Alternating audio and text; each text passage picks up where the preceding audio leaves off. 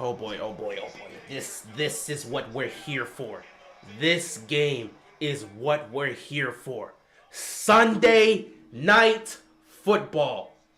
We've got two of the best teams in the NFL. The 5-1 Dolphins taking on the 5-1 Eagles in Philadelphia. This is going to be a good game. The winner of this is going to match up record-wise with the Kansas City Chiefs, who are 6-1. Loser falls to 5-2. Both of them are at the top of the division, so they don't have to worry about falling off. But this could potentially be, not saying it's going to, this could potentially be a Super Bowl matchup. It seems like the Dolphins won the coin toss. Eagles going to get the ball first, and we'll see what Jalen Hurts and this offense can do on their opening drive. Did I make my decision? Yes. It was a very tough decision. It was a very, very tough decision. I'm going with the Eagles tonight. Me personally, I'm going to be rooting for the Dolphins because I'm Team Tua. That's my guy. Tua's been my quarterback since 2017. I am a firm believer in Tua. I'm the one that said Tua has the capability to potentially take the Dolphins to the promised land, i.e. the Super Bowl. So I'm a believer in Tua. But the Eagles are at home. Jalen Hurts and Philadelphia are fantastic at home. I'm taking the Eagles tonight in a very close matchup. 1st and 10. Right off the bat, DeAndre Swift picks up 7 yards. I went with the Eagles. It's a close call, but I like the Eagles defense a bit more than I like the Dolphins. Actually, I like the Eagles defense a little bit, not even a little bit, but a good chunk more than I like the Dolphins defense. Though, I say the Dolphins defense is more explosive than the Eagles defense. No, I think the Dolphins offense is more explosive than the Eagles offense. So the defense for Philly is better than the Dolphins defense, but the offense for the Dolphins is more explosive than the Eagles offense. Second down here, they're going to hand the ball off again for third down coming up here. So that's my aspect. I'm going with the Eagles tonight. I believe their defense is going to be a huge part of why they win. It'll be a close game coming down the stretch, but I'm going with the Eagles. I'm going to be rooting for Tua and the Dolphins low-key because Tua's my guy. But I believe in Philadelphia's defense, and they are a tough team to beat at home. If this was in Miami, I would have picked the Dolphins, but this is in Philadelphia. Third down and 2. They're going to hand this ball off here, and they're going to pick up the first down with DeAndre Swift. 3 straight runs, and they pick up a first down.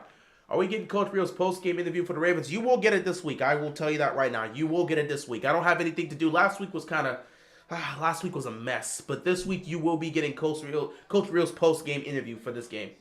You happy that we drafted Kyle Hamilton instead of an offensive lineman? At the time, first of all, when we initially drafted Hamilton, I said they were going to draft the safety. I wanted an offensive lineman, but I said the Ravens were going to draft the safety. And I didn't want them to draft the safety. And they drafted Kyle Hamilton.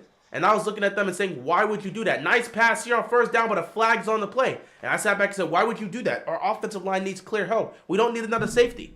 But at the end of the day, I did say afterwards, after taking a look at Kyle Hamilton's film, I said he could be a really good safety for us. So I don't have a problem with the Kyle Hamilton pick. When I made my video in regards to Kyle Hamilton during draft night, I didn't have an issue with him. So am I happy that we drafted Kyle Hamilton instead of offensive lineman? Yeah, because it's working out right now.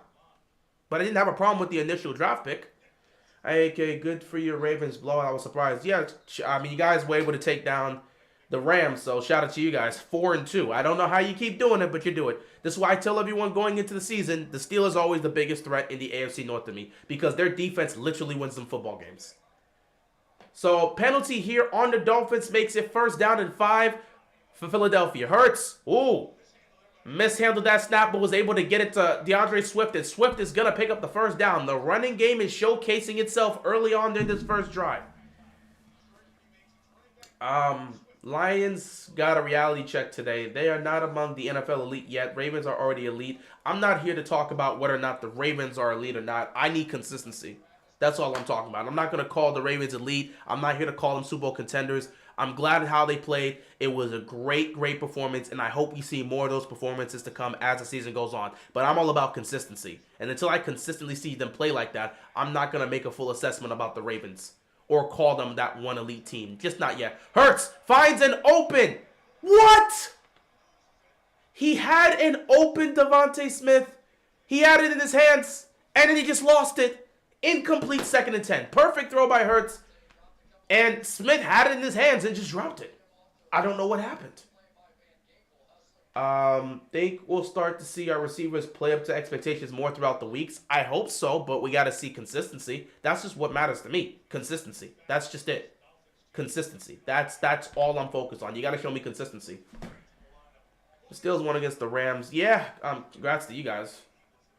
Tua's brother will be a stud when drafted next year. Yeah, I'm watching him because he plays for, you know who he plays for. I'm watching him, and kind of wish he was there a couple years ago when I was there. But, you know, it's what it is. You can't choose when things happen. But, yeah, he's been great. He's been great at Maryland. He's been killing it at UMD. Shout out to him. But, you know, it could have been nice when I was there because the team wasn't up to par when I was. You know, it is what it is. It is what it is. But, yeah, he's looked nice. He looks nice, and he's been playing well for UMD. Did you see the Steelers won in a controversial matter? What else is new? Every week there's something controversial happening in the game. But as a Steelers fan, I take an ugly win over a petty loss. And it is what it is. It's the NFL. Well, the officials have been consistent with these no calls, so I'm just going to... It is what it is. I'm just going to accept it. 3rd and 8. Hurts. Fires. Caught. Wide open. It's Dallas Goedert. Huge pickup. Huge gain here. First down for the Eagles. Great play there. Puts them in great field position. They might be inside the red zone here.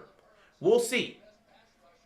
I was scared y'all were going to take Joey Porter Jr. for my Steelers. Yeah, I would have wanted him. I would have wanted him if we could have got him in the 2nd round. But again, I'm more than satisfied with Zay Flowers in the 1st round. He is we needed a great wide receiver in a long time. Hurts floats it. Another great catch here by Dallas Goedert. 1st and goal for the Eagles. Right off the bat, Eagles look sharp offensively. Jalen Hurts is engaged. He looks sharp offensively. He is carving up this Dolphins defense on this opening drive. And I love to see it. But yeah, it would have been nice to get a great corner to pair alongside Marlon Humphrey. But I prefer Zay Flowers. We needed that receiver, and Zay Flowers has been that guy for us. So we needed a receiver. You guys needed a corner. I'm glad it worked out for both teams. 1st and goal here. Hurts gonna keep it himself. He's got some room, but he's gonna get stopped. Nice job by Baker to get there and make sure Hurts does not get the edge. You think the Ravens will keep both Matabike and Patrick Queen? I'm not sure if the money would work out. I would love to keep both of them, but I don't know if the money's gonna work out that way. If you have to lose one, I'd rather lose Matabike than Patrick Queen because Patrick Queen and Roquan Smith are the best linebacking duo in football. I'm not trying to break that up right now. I am not trying to break that up right now. As a Steelers fan / Ravens hater, I'm taking the Ravens to win the AFC and go to the Super Bowl. Well, we have to see. We have to see. I'm not going to declare that after 6 games of football. After 7 games of football being played. I'm not going to do that personally. I appreciate it, though. I'm glad I'm glad to see a Steelers fan being willing to sit back and pick the Ravens, but I cannot do that yet. I need to see consistency. I don't know if today's game is the beginning of something special or if it's one of those minor games that you're going to see. Like the Ravens have one of those rare games where they just click on offense, and then throughout the rest of the season, we're going to have some struggles offensively. I got to see if they can start doing this more consistently before I can give them an assessment like that. So if they can do it consistently, yeah, no doubt, Super Bowl contending team. I think they have a great chance to get out of the AFC, though that Chiefs defense is the real deal. This is the best Chiefs defense Mahomes has had in his career so far. So that's very scary. Even though the offense isn't really getting there, that defense is doing what they're doing. 3rd and goal. Direct snap here. Hurts decided to just take it himself. So they get down to the goal line, and the Dolphins defense clamps up and makes a stop there. 4th down and goal here for the Eagles. It looks like they're going to have to kick a field goal and put 3 points up here. I thought they could be able to get it done here. I'm surprised they chose to just kind of take off here and run with it. Just a direct snap to Hurts, and he just took off. It was a quarterback run here. I'm surprised they went with that. I would have preferred if they could have gotten some sort of passing and something quick here. You got somebody in the A.J. Brown. You try him in the red zone or something. I don't know. Jake Elliott for the field goal. We will see how things will go here. Chip shot field goal, 24-yard field goal. Kick is up. It is good. And Philly strikes first in this game. 3-0 advantage here for the Eagles. Tua with his helmet on. Tua time, ready to come on the field for his opening drive of Sunday Night Football here.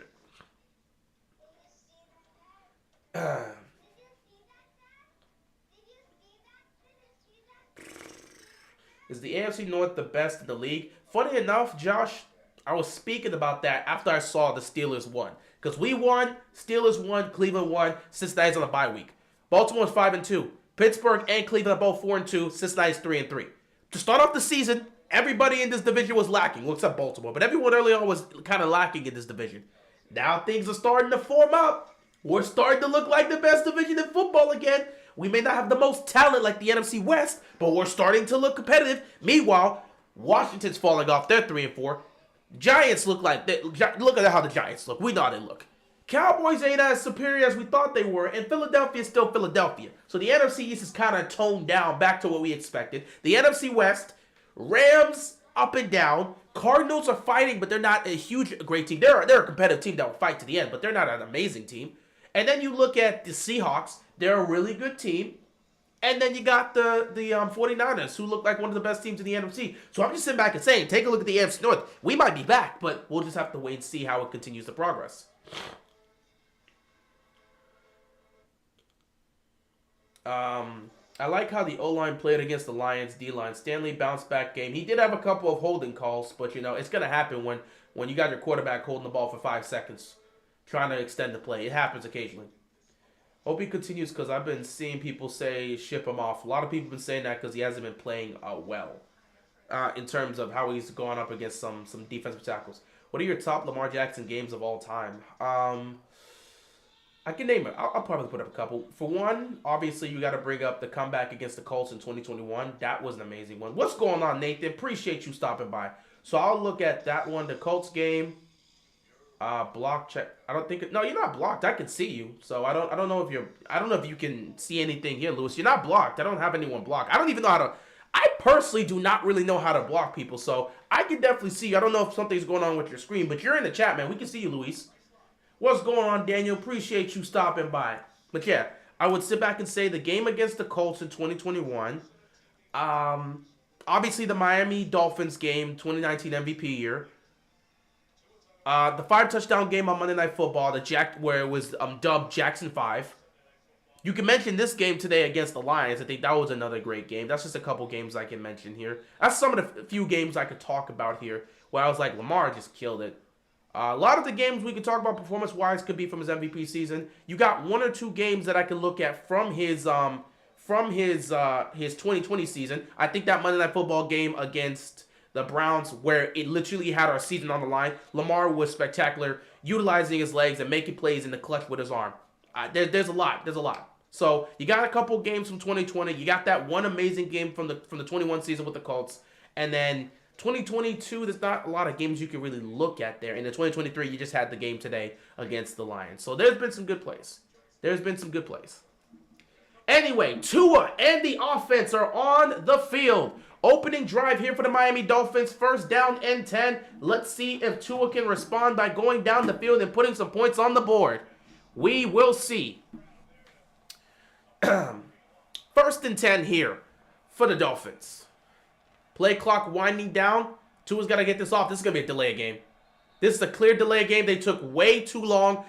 Delay a game to start off with. Zay, Bateman, Wallace are the only receivers under contract in 2024. Yeah, because they gave like a 1-year deal to both Nelson Aguilar and Odell. So we'll see. Depending on how they play, they may bring them back. Who do you think that the Ravens should draft in the first round next year so far? I'm still leaning towards a lineman or a pass rusher. Actually, no, I'm sorry, not a lineman. A corner. I think you're going to either look towards offensive line or you're looking towards corner. That's what I meant to do. They're going to give it to Jalen Waddle here on the end around, and Waddle's going to pick up a good chunk of yardage. Second down coming up here for the Dolphins. Yeah, I look at it. I'm sitting back and saying, I want to get that true number 2 corner to pair up next to Marlon Humphrey. Or I want to see if I can add another offensive lineman.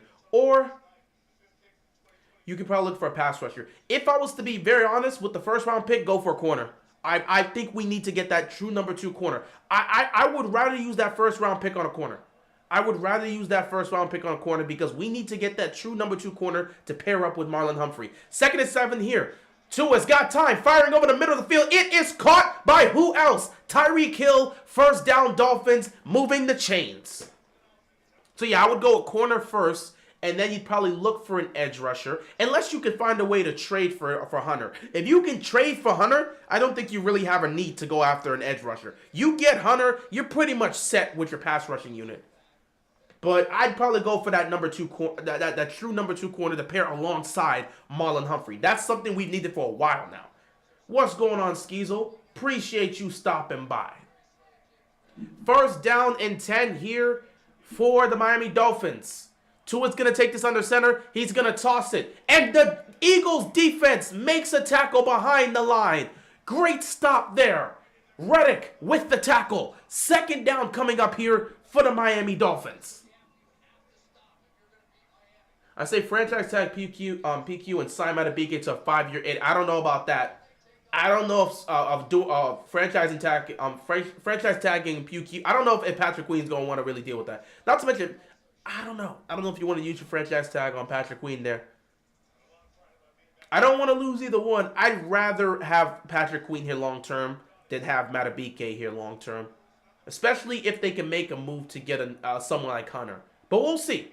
Quick throw here on 2nd and 15. Gets it to Tyreek Hill. Tyreek Hill tries to get past the defender, but he's ultimately going to be knocked out of bounds. 3rd down and long coming up here for the Miami Dolphins.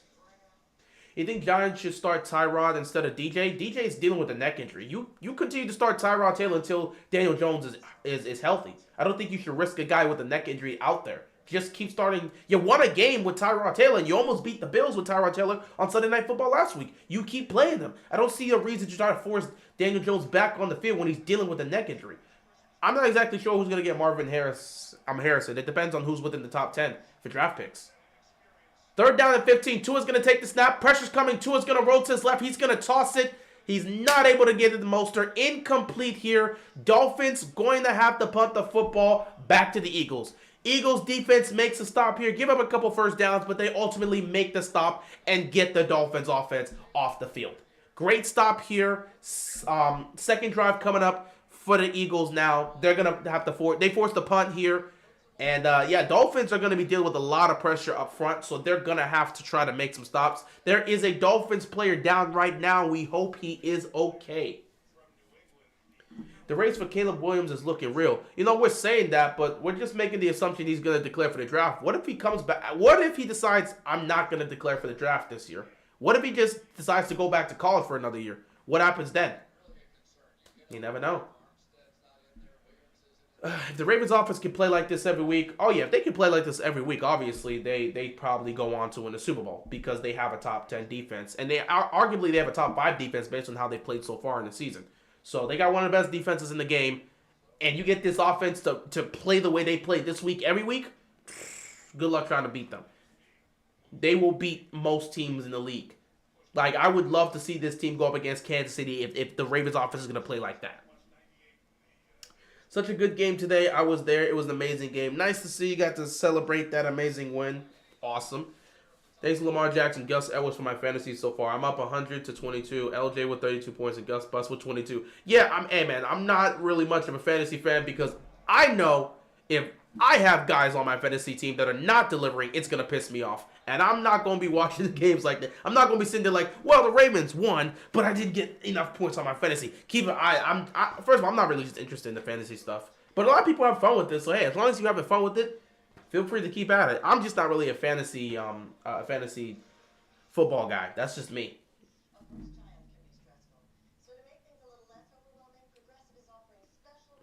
Yeah, Colts 21 is his greatest game ever. You can make the argument for that. Congratulations on your win. You was worried for nothing.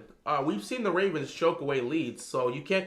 Nicholas, you've been here. I've seen you comment on several occasions where you sat back and said, we're gonna blow these dudes out. And guess what ends up happening? We choked the lead. You've been on my stream saying, oh yeah, you guys are up double digits. You're gonna win the game. Then you see us blow the double-digit lead, and everybody in the stream comes after you because they're like, you're the one that said we were gonna blow them out. Now we're in this tough game. So we don't. Again, it's great that we were winning and playing at a high level, but we can't assume every week that's going to be the case. And we've seen this team blow huge leads. Funny enough, I'm pretty sure you've been in a lot of my streams where you've said that, and the Ravens immediately proceed to blow the lead, and then everyone comes after you for that. It's been funny when that happens. Well, it's been funny to see that happen, but it's also been frustrating to watch it as a Ravens fan. You think Tyreek Hill will get 2K yards? He has a great opportunity to, and Tyreek's been having a great season so far. Do we really need Daniel Hunter if we are leading the league with sacks?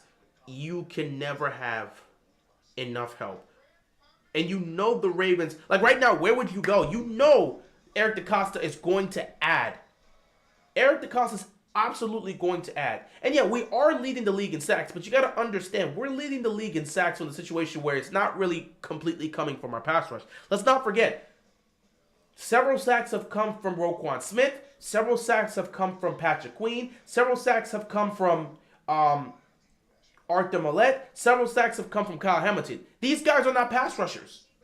So we've been getting sacks as a collective unit because of the amount of pressure and the scheming that we're seeing Mike McDonald doing. Mike McDonald has been putting us in these situations to give these guys advantages. It's not like we're just straight up sending 3-man rushes, 4-man rushes, and getting to the quarterback like that. No, we've been generating pressure in key moments, and it's allowed the unit as a whole to be able to create sacks. If you can bring a guy in Hunter who's leading the league in sacks onto this defense, it changes everything. You now have that guy where if we wanted to choose to back everybody up on coverage to make sure nobody can get open, you can do a 4-man rush because you know you're going to have a guy in Hunter who can get there. And watching the way Matabike's been playing, you add Hunter to that alongside Clowney, bro, good luck. Good luck. You can never have too much talent here. You can never have too much talent here. I don't know. I'd rather have Matabike because we've been looking for the interior pass rush. I feel like you can find another Patrick Queen. I don't know about that. I don't know about that. You can. It's very hard to hit on the linebacking. I agree. Interior defensive line is definitely tough, and you want that interior pass rush to be great. And we've been looking for that for a while, which is why I would rather keep both. But it's very difficult to get a great linebacker that's actually going to do well both in pass and run coverage. We were killing Patrick Queen because he wasn't doing well in pass coverage. He was doing well in run coverage, but pass coverage was not doing well. When you have a linebacker that can do that on both phases, the way we're seeing it with both Roquan Smith and Patrick Queen, you don't break that up. You have the best linebacking tandem in football. 2nd down and 8, and the ball gets batted down. Dolphins forcing a 3rd and intermediate situation here for the Eagles. So I don't want to lose either or, but to say you can find another Patrick Queen, I wouldn't fully be able to say that. And again, if you get someone like a Hunter, you can afford to lose a Matabike. It's not easy finding a linebacker that can do well in run coverage and pass coverage. Fred Warner and Greenland better than Roquan Smith and Patrick Queen. I think it's a fair conversation. Me personally, I would take Roquan and PQ. If we're talking about who's better, 3rd down and 8 here. Hurts fumbled the ball. Hurts fumbled the ball. It's a turnover. The Dolphins get the ball. The Dolphins get the ball. Hurts was holding on to the ball too long, trying to extend the play. The ball gets knocked out of his hands. Turnover inside Eagles territory. Dolphins get the ball. First turnover of the game here. What are you doing, Hurts? You got to protect that ball. You have to. If you're going to try to extend the play, you got to protect that ball. And if nothing's there, bro, take off. You can't do that, bro. You can't. He's just standing there trying to dodge pressure, buying time, and they eventually got to him and he lost the ball. I'd make an argument. I think you can look at those duos. I like Patrick Quinn and Roquan Smith better. Looking at the numbers, I feel like they're a little bit more effective than those two. I think Fred Warner does a lot carrying, but I think both of them as a duo has been great. Would you like Brian Burns? Absolutely. Absolutely. Tua gets it to Tyreek Hill. Tyreek Hill gets the edge, picks up a couple yards. 2nd down coming up here for the Dolphins. So now they have a prime opportunity. They have a prime opportunity to come out here and take the lead with that turnover that their defense forced. Let's see what the Dolphins can do here. Not gonna lie, I didn't expect our defense to be this good. I wasn't too confident on corners, and our pass rush wasn't looking very promising.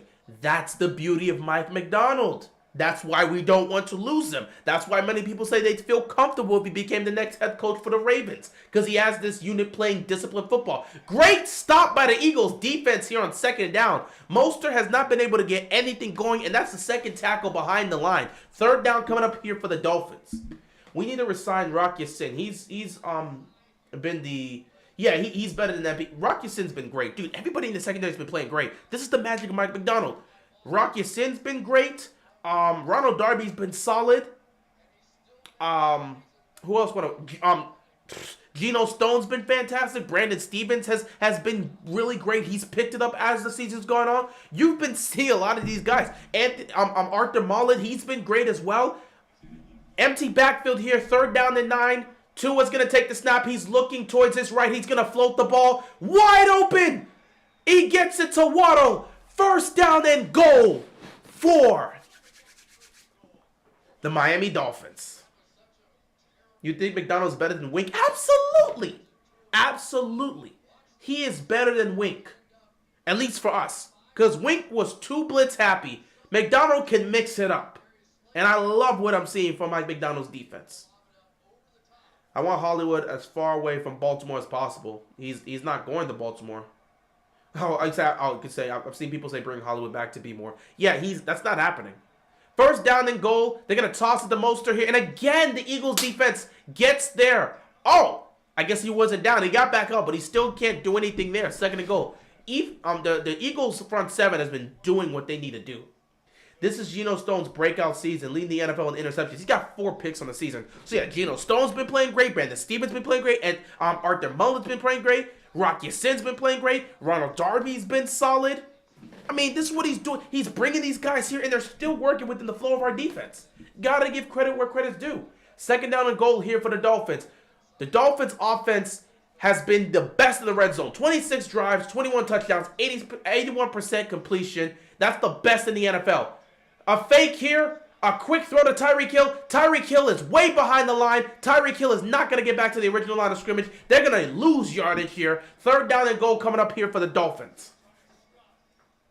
I would like a guard in the draft. Zeitler's a free agent, and we won't have a left guard unless we bank on Voorhees. Which I'm pretty sure they are looking to bank on him. But yeah, I hope they would get an offensive lineman in the draft. A guard wouldn't be bad.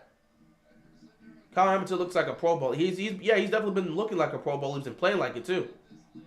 Today we were a pass-first offense. I think that's what switches for us. Past weeks we've been focusing on the run. Well, I mean, again, it's not really like we haven't been passing the ball well. It's just we haven't been well in finishing drive. Third and goal, pass, caught, touchdown, Tyreek Hill. Flag on the play though. There's a flag on the play. This might be on the Eagles defense. Who knows? Maybe this might be coming back. Holding on the offense. Tua's touchdown pass to Tyreek Hill gets taken off the board because of a holding call on the offense. Third down and goal here for the Dolphins. And now it's going to be third and long. Don't know if they can get it done. A holding call on the Dolphins, on their left tackle. No, on their left guard. Takes away the touchdown pass to Tyreek Hill. Wow. EDC's going to be busy in the offseason. Absolutely. But they'll be able to figure it out. I don't mind scoring fast as long as we score. I think Harbs didn't like the mindset at first, but hopefully he has embraced it now. I don't think it's an issue about, like, scoring fast versus scoring slow. That's not really it. It's just about consistency in the red zone and being a little bit more aggressive with the play calling. Third and goal. He's going to throw it. Incomplete. He was looking for Tyreek Hill. Fourth down and goal. So the Dolphins could have had a touchdown. The holding call negates the touchdown pass. And now the Eagles defense makes a stop, and Miami is forced to kick a field goal here. We got a minute left to go in the first quarter, and it's about to be a 3-3 game. Geno about to get his money next season and start full-time somewhere else. Again, there's a lot of moving pieces here. Let's not just assume Baltimore is not going to keep some of these guys. Some of these guys will be back. Baltimore knows how to move around money to keep players they want to keep. Guys they feel they can let go of, they will let go of. Guys they feel they can bring back, they will bring back. So this all talk about, oh yeah, Geno Stone and Patrick Queen and Justin Matabike and all this. Let's just wait and see. Let's focus on how the season goes. Let's see how they play. And let's see what the Ravens do as we approach the offseason in February. We'll see what happens. We'll see what happens. I'm not going to worry about who may be on this team, who's going to get a contract. EDC and that front office will figure out the players they want to have stay here, they'll give them a contract extension. The players they feel they can't keep, They'll let him go. If they feel there's a guy they can't keep here long term and they know they're not going to sign him, maybe there'll be trade pieces to get another guy to come over to Baltimore. We don't know. So I'm not going to talk about who's going where or how things are going to go. I'm going to sit back and wait and see how the season goes, and I'm going to leave it up to EDC to figure out how he wants to do things. It's a 3-3 game here in Philadelphia. The Dolphins weren't able to take advantage of the Jalen Hurts fumble. They were able to put points on the board, but they could not capitalize with a touchdown due to their own holding call. So it's tough. It's tough. You think McDonald's going to get head coaching interviews? Absolutely. With the way he's played, he might definitely. Yeah, I wouldn't be surprised with the way he's been coaching this defense. I wouldn't be surprised if he ends up getting head coach interviews. Everyone's looking to get a new young head coach, so I would not be surprised. Y'all remember the concept Greg Roman taking so long to pick the play and Lamar having to clap his hands with 1 second left? I'm not trying to think about that. I don't think about Greg Roman, and I'm not trying to reminisce about the past.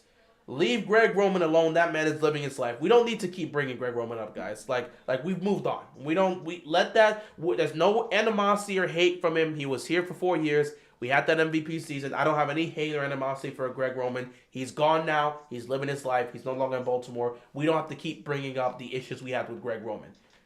Let's just keep focusing on what we have here. Todd Monken. That's all we need to talk about. Let's leave Greg Roman alone and just focus on Todd Monken. Because every week someone's trying to bring up Greg Roman. Let's just leave Greg Roman alone. There's no reason to bring up Roman. Let's just keep talking about Monken, what he's been doing well, what we hope to see from the offense. And again, the way he's been calling the play calling, the way he's been coaching this offense, and what he's been doing has been great. Let's keep focusing on Monken and ignore the past. Our running back situation also ain't looking good. You think we give Keaton Mitchell RB1 or re-sign JK, maybe draft the running back? I don't think we can sit back and say that the running back situation ain't looking good. You've got some depth pieces here. Gus Edwards is a great back. He's just not a 3-down back. So he's your great RB2. Keaton Mitchell, maybe he becomes RB1. We don't know. But we haven't given him a lot of touches. He got in the game today, but we haven't given him a lot of touches. So we just have to see. And then with JK, I don't know how the JK situation is going to go. He's probably not getting the contract. And also, I'm not looking to draft a running back. I'm really not looking to draft a running back. Baltimore might want to, but again, I'm personally not looking to draft a running back. I don't think the running back situation is as much of a need as we're trying to push it right now. If we can get a pass rush like Hunter or Chase Young in the off season, plays like this every week, no doubt. This is all. Sorry, you're trying to say if we can get a pass rusher like Hunter or Chase Young, and the offense plays like this every week, no doubt this is a Super Bowl contending team. Beautiful return here by Philadelphia. They're going to get some nice field position here to start off this drive. Chargers coaching staff needs to go along with Washington and the Saints. They're not going anywhere. They're not going anywhere. I'm going to tell you that right now. Gus is a free agent next year, though, and he is pushing 30. They'll probably bring him. No one's going to pay him top dollar with his age. They'll still look to bring him back on a small deal. So I could still see Gus Edwards coming back. No one's paying Gus Edwards top money. They're not. I don't see Gus Edwards being paid top dollar. So, not to mention, the Ravens understand the significance he brings to this team. They're not looking to get rid of him. Our only running backs will be Justice Hill and Key. Listen, we keep talking about moves. I don't know what's going to happen to the offense, guys. Let's just enjoy the season. We can talk about this in January when the offseason actually comes up. Nice moves by DeAndre Swift. Picking up about 7 yards. We're talking about who could be here or who could be there, what player is going to be here. We know we have a bunch of free agency. Leave it up to DaCosta. We can have this discussion when the offseason's here. I'm not going to talk about who may or may not be here next season because I don't know. When the season's over, let's have a discussion about who the Ravens are actually going to keep. But I'm not going to speak about what's happening, what could or could not happen. Because also we make a take, he's not going to be here next year, and then the Ravens sign him. I'm not here to do that. The season's on. We're not talking about off-season moves during the regular season. Let's wait, enjoy the season, and then in January and February, we'll talk about the off-season. Nice pass here on second down, picking up the first down. He went to Devontae Smith, moving the chains. And with that play, the first quarter comes to an end here in Philadelphia. It's a 3-3 game between the Eagles and the Dolphins. We'll see what happens in the second quarter. Gus has been mediocre at best this year. Again, Gus is he's a great RB2, but he's been thrust into the RB1 position. He's not a 3-down back. And I wouldn't say he's been mediocre. He's been making plays. He's just not an RB1. He's an RB2. When your RB2 is out there playing like your RB1, a guy that's not meant to be a 3-down back is out there kind of playing like a 3-down back, you're going to get the results you get. So I don't think Gus has been mediocre this year. I would not say that. I just think he's in a situation where he's having to play RB1 because J.K. Dobbins got hurt. Bateman and Odell didn't go off, but they showed signs of life. I don't expect them to go off. I don't think you're going to see a lot of guys consistently going off in this offense. And that's not to say that this offense is going to not be operating well. I think it's because you just have so many guys that Lamar's willing to spread the ball around with. Like, you take a look at it, Lamar got Zay involved. He got Nelson Aguilar involved. He got Mark Andrews involved. He did get Odell and Bateman involved. There's so many options for Lamar Jackson that we're not really going to see guys just go off consistently. It's going to be a spread offense the way we've always wanted it to. So to assume Bateman and Odell is just going to go off, maybe they'll have a game where they both play well or play great and have over 100 yards receiving. Who knows? Maybe one of them will have that. But at the end of the day, this is a spread offense. So everybody's going to eat fairly. Everybody's going to get a good chunk of looks. That's just how I see it. So I'm not going to sit back and be like, oh yeah, they didn't go off, but they showed some. I think they played well given the circumstances. When the ball came their way, they made their catches. They made the plays they needed to make. Maybe they could have made some more plays if you make an argument, but they made the plays they needed to play. Not what I'm saying. I'm saying they weren't really producing before. They looked solid today. Well, I mean, you start off saying they didn't really go off today. So that's kind of, I don't know. I kind of got, yeah, you start, let me see. Where'd you say that? Yeah, you said Bateman didn't go, oh, you didn't say today. Bateman and Odell didn't go off. I think the way you worded it kind of made it seem like you were saying that towards this game. If you want to say Bateman and Odell haven't really had explosives, they haven't had a really, let me see what I want to say here. Rashad Bateman and Odell Beckham Jr. so far throughout the season haven't been explosive, but today they were very productive. Or today they were productive. They haven't really been giving us much throughout the season, but today they're starting to show signs of life. I think that's a better way to phrase it. Do you think the Chiefs can go back-to-back? Would not surprise me if they did. I would not be surprised if the Chiefs are in the Super Bowl. Are you looking at their defense? Their defense has yet to give up 24 points in the game. I think the most they've given up in the game is 21, and that was against the Lions. That was the only game they've lost this year. That defense is balling out. This is the best defense Mahomes has had in his career. So I would not be surprised if the Chiefs are back in the Super Bowl. 1st and 10 here. Quick check down here to Dallas Goedert. He's going to pick up a couple yards. Yeah, that's basically what I was saying. My bad, I worded it wrong. It's all good, Chief. But yeah, they haven't really been providing us with much throughout the season. Part of that has to do with the fact that they've both been injured and they both missed time. But when you start staying healthy and you start being on the field and you start getting more reps, you're going to get more comfortable. And now we're starting to utilize Bateman more. We're starting to utilize Bateman more. Starting to utilize Odell more. I want Hill and Bateman doghouse. That's not going to happen. And Bateman played well today, so I don't know why he would be doghouse. Hill's the one that fumbled the ball, so I can understand where you're coming from with that. 2nd down and 6. Hurts over the middle. It is caught. First reception for A.J. Brown in this game. 3rd down and 1 coming up here. Yeah, I'd rather have 3 receivers with 50 yards, 3 catches each instead of one guy hogging up the yards and catches. Not really hogging up. But, I mean, if he's catching the ball, he's catching the ball. But when you spread it out, you just give yourself more options so you have more guys you can rely on and trust. Hill damn near fumbles the ball every time he carries. So, yeah, if you want to say Hill's in the doghouse, that's fine. But, I mean, Harbaugh doesn't really put receivers in the doghouse. That's usually running backs and special team players. 3rd down and 1 here. They're going to hand this ball. Oh, yeah, they're going to hand it off here. And the Dolphins defense is going to make a stop. Gainwell did not pick up a single yard. Why is he holding the ball up like he moved the chains? Bro, you were stopped. You were short. 4th down here for Philadelphia. Now, this is interesting. Philly is in Dolphins territory. Do they want to go for it? They're going to do the tuck push. Is it going to work? Oh, it worked. Another 1st down flag on the play, though. There is a flag on the play. The tush push continues to be effective because Philly's the only team with an offensive line that's capable of doing that. And Jalen Hurts is strong. However, there is a flag on the play. And what's this flag for?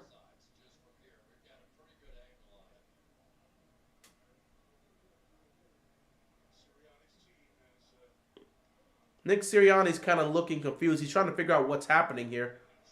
While Mike McDaniels is kind of just calm and just watching. We don't know who this is going to be on. Is this a jump? Is it a false start? Are they trying to make a claim like that? Or are they going to sit back and say it was offsides? Who is this on? Offsides by the defense and offsides by the offense and the defense. So this is going to offset, meaning it's going to be a repeat of 4th down. So Philadelphia can reline up in the tush push and see if they can get it again. So Miami, can you stop it this time? We'll find out. Justice Hill's killing me with them fumbles, and they gave that fumble to Lamar. Well, yeah, anytime you got a quarterback handing the ball off and the ball ends up on the floor, usually they're going to, on the initial handoff, it's going to be accredited to the quarterback. That's kind of just how things go. Chiefs winning the Super Bowl because of NFL's love affair for someone not to be named. I wouldn't be surprised if that happens, but it is what it is.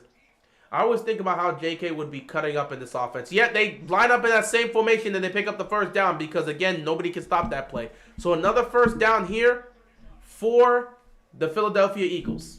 Yeah, but I do think about how JK would be eating in this offense, but it is what it is. Unfortunate. Did you see the Browns game today? I saw they won. I was watching. It was a game that was happening while I was watching the Commanders game. I saw a good chunk of it. The defense literally was the reason the Browns were able to win. There was an iffy pass interference call that happened in that game, but yeah, there was an iffy pass interference call in the end zone on a ball that wasn't catchable that put the Browns on the 1-yard line, and it is what it is at the end of the day. But shout out to them for finding a way to win that game. Hurts going D-Ape, and it's not there. Shout out to the Browns for being 4-2, and they found ways to win games even if the situation hasn't been the best for them. They found ways to win games with P.J. Walker. P.J. Walker is 2-0 as a starter right now.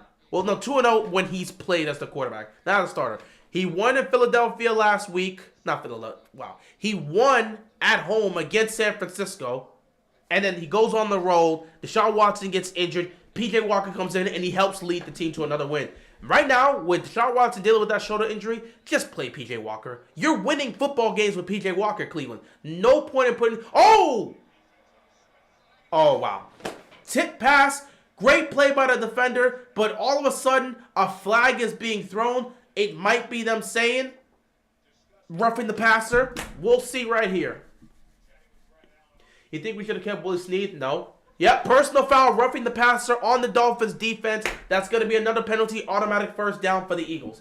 No, I don't think we should have kept Willie Snead. I still don't trust the Steelers. Their offense stinks. It doesn't matter if their offense stinks. Their defense finds ways to win them games. I don't care how the offense looks for the Steelers. Their defense finds them ways to win games. You don't have to trust the Steelers' offense. They'll still find a way to be a team over 500. And they may make the playoffs just because of their defense. They're not going to win the Super Bowl, but they can make the playoffs just because of their defense. Who do you think has been the Ravens' best player on defense? Roquan Smith. Roquan Smith would be number 1. Number 2, Kyle Hamilton. Number 3, low key, you can give credit to Geno Stone. He's been kind of doing his thing. But I mean, it could go around. But if I'm gonna have my best player, I'm gonna say Roquan Smith. Roquan Smith has been doing his thing so far. Shout out to him.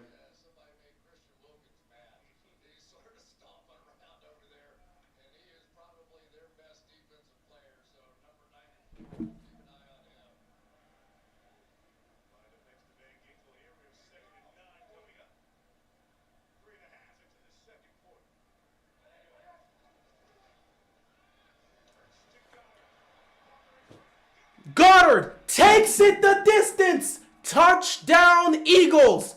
It was a quick throw. I was like, did he just get tripped up? He didn't get tripped up. 9 plays, 61 yards, 4.5 minutes for time of possession, and the Eagles take the lead. Touchdown, Philadelphia. The Dolphins blitzed. They sent a blitz. Goddard was wide open. They had the blockers, and Goddard took it the distance. Great execution offensively here by the Philadelphia Eagles. Now, it is unfortunate, bro. These penalties killed the Dolphins here, but it is what it is. Tight end's going crazy today. It's National Tight End Day. If your tight end didn't score, it's because you didn't appreciate National Tight End Day. The tight ends were beasting and feasting today. Shout out to them, because they were eating. They were eating all day. Shout out to them.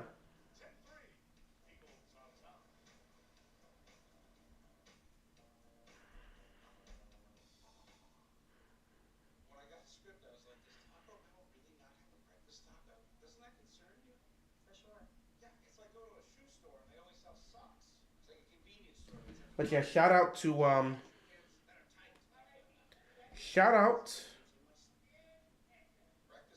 to National Tight End Day.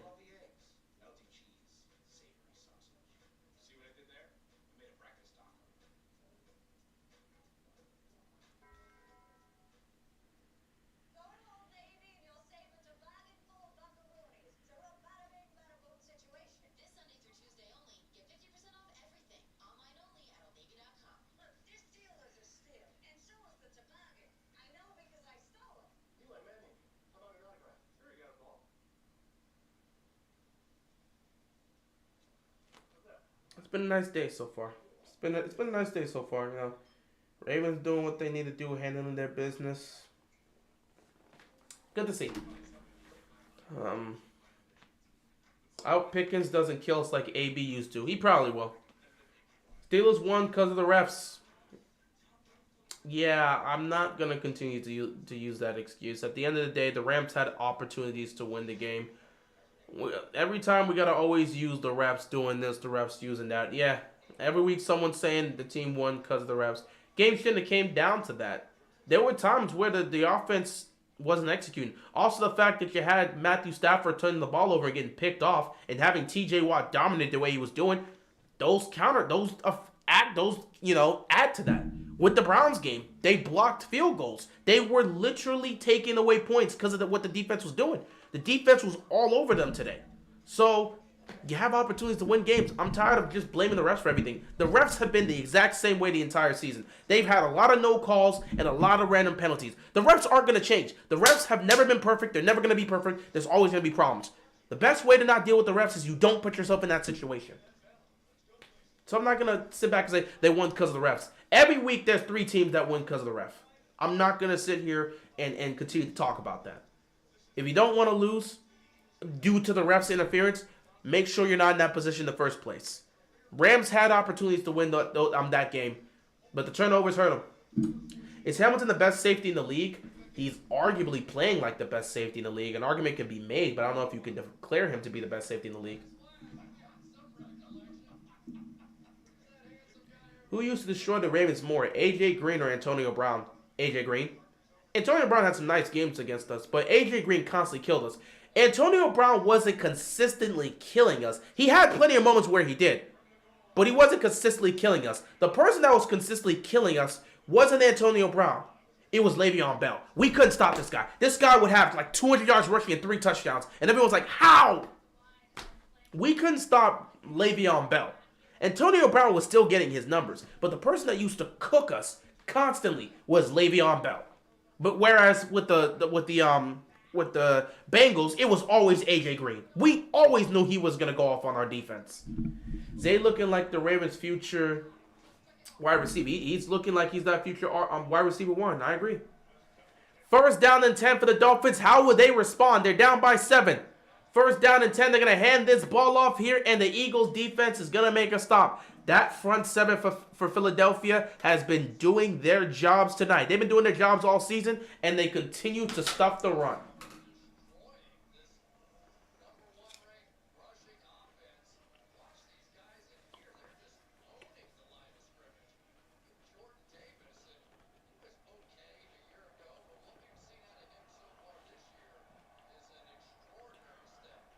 -8 rush yards in the first. Oh, I don't know if it's -8 yards or just 8 yards rushing. Either way, it's small. Quick throw. Oh! That was a crazy throw. That was a crazy catch. And that was a dangerous throw. Tua faked the run, threw it to Tyreek Hill, and there was a defender that was coming for the pick, and he was so close to picking it off. Wow. He was so close to picking it off. Ravens just need that franchise pass rusher, and their defense is set for years to come. Pretty much. Which is why if you get Hunter, you're good to go. I don't know if Kyle Hamilton looked happy or sad. I don't know. I can't answer that question. I didn't even notice that. 3rd down and 3. Tua over the... Ooh. There was some cross-ups there. No flag on the play. No flag on the play. Seemed like there was some cross-ups there. There's no flags on the play. 4th down and 3. So, the Eagles defense makes a stop again. And once again, the Miami Dolphins are going to have to punt the football. Right now, the Eagles defense is winning this matchup. Let's see if the Eagles offense can continue this. 36 total yards. 36 total yards by the Dolphins offense so far in this game. 10 minutes left to go here in the first half. We'll just have to wait and see. Eagles get the ball back here, up 7. Let's see what Jalen Hurts and the offense have on this drive here. But so far, Eagles doing their job.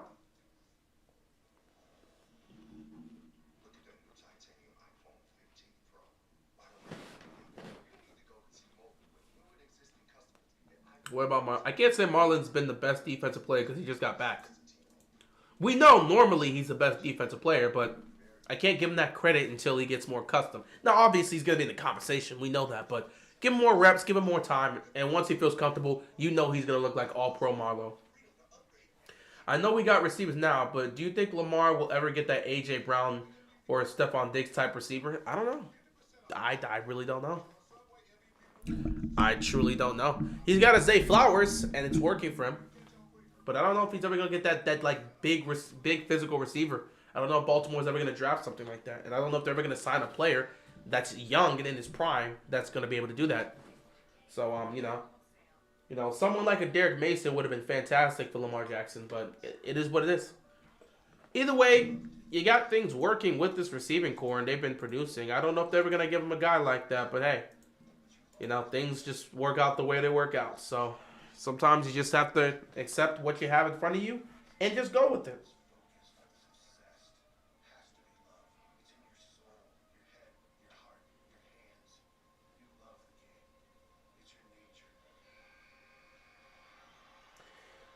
Do you think the Dolphins are frauds based off of the opponents they played besides the Bills? I don't think the Dolphins are frauds, but I don't trust their defense, and I think that's the issue. I don't think the Dolphins are frauds. They have the capability to put up the most points in the league. Their offense is arguably the most explosive offense in football, and if you look at the numbers too when that offense has put up, it's been magical. My concern with the Dolphins is their defense. Their defense isn't where it needs to be. And that defense can give up a lot of points and make a lot of mistakes when they go up against top-tier teams. So I have serious concerns about the Dolphins' defense. Now, of course, they're missing a guy like a Jalen Ramsey. Once he gets back, we can have a conversation about the secondary. But again, I don't really trust the Dolphins' defense. I don't think they're fraudulent, but I don't like what their defense has to offer right now. I like their offense, but I don't like their defense. And that's the problem because you know your offense isn't going to show up every single week. There's going to be times where your offense struggles, and your defense has to be consistent to be able to play well. As a Steelers fan, I would have loved what D-Hop would have looked like with Lamar. Getting D-Hop would have been fantastic, especially if he could stay healthy. Instead, D-Hop's just going to die, and he's going to pick up stats, but he's not going to accomplish much in Tennessee. So I guess he's just going to die out there in Tennessee with I don't even know what's his contract. All I'm saying is Devontae Adams asked for a trade to Baltimore. You'll be fine. Do you think the Lions are frauds? No. You're going to have some bad losses. That doesn't make you fraudulent. It doesn't take away from how they played. They're still the best team in their division. It does not take away. One bad loss does not define you as a football team. Now, if they lose this, after this loss, if they go on to start losing more games, you would have concerns. But no, they're not fraudulent because they suffered a bad loss. It's one game. You think Devontae Adams gets traded? Honestly, if he acts, they might actually give him the opportunity. 2nd down and 10 here. Hurts, quick throw, gets to A.J. Brown. A.J. Brown breaks a tackle. He breaks out of another tackle, and he picks up the first down. A.J. Brown making plays and moving the chains. He's a little shaken up here, but ultimately, he's fine. He's going to get back up. But yeah, if Devontae Adams goes to the front office and says, I don't want to be here, they may trade him. How's MP been on the Raiders? I always appreciate what he did for us. I haven't seen much from Marcus Peters. I'm not a Raiders fan, so I wouldn't know. I haven't watched a lot of Raiders games. From some of the stuff I saw, I mean, Marcus Peters is still the same. You know in coverage he's going to give up a lot of yards, but he's still going to be there. And if there's an opportunity for him to pick off a quarterback, he's going to go for it. He's a ball hawk, but he does give up a lot of yards in coverage, and he's still doing that. That hasn't changed. 2nd down coming up here for the Philadelphia Eagles. 8.5 left to go here in the first half.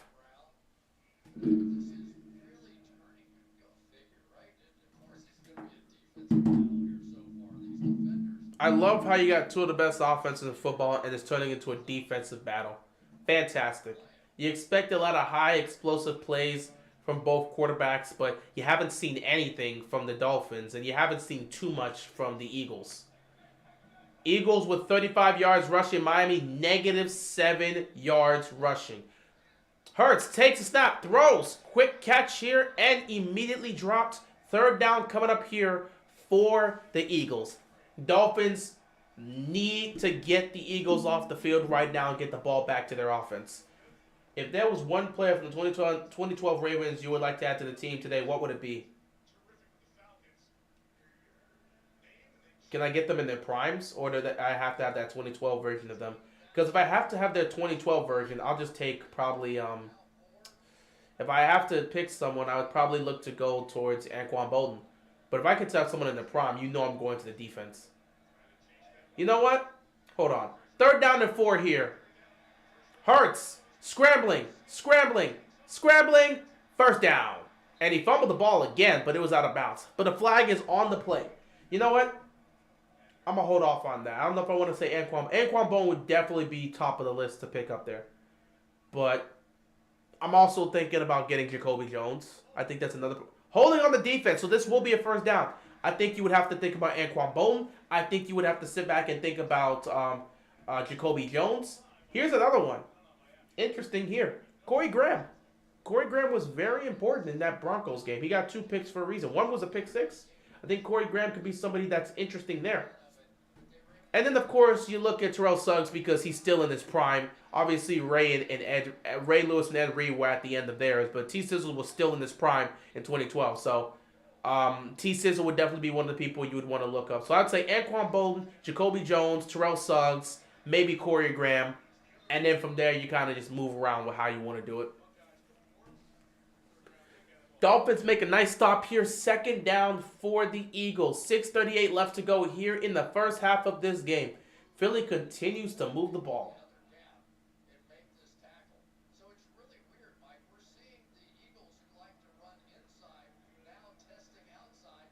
Second and 9 here.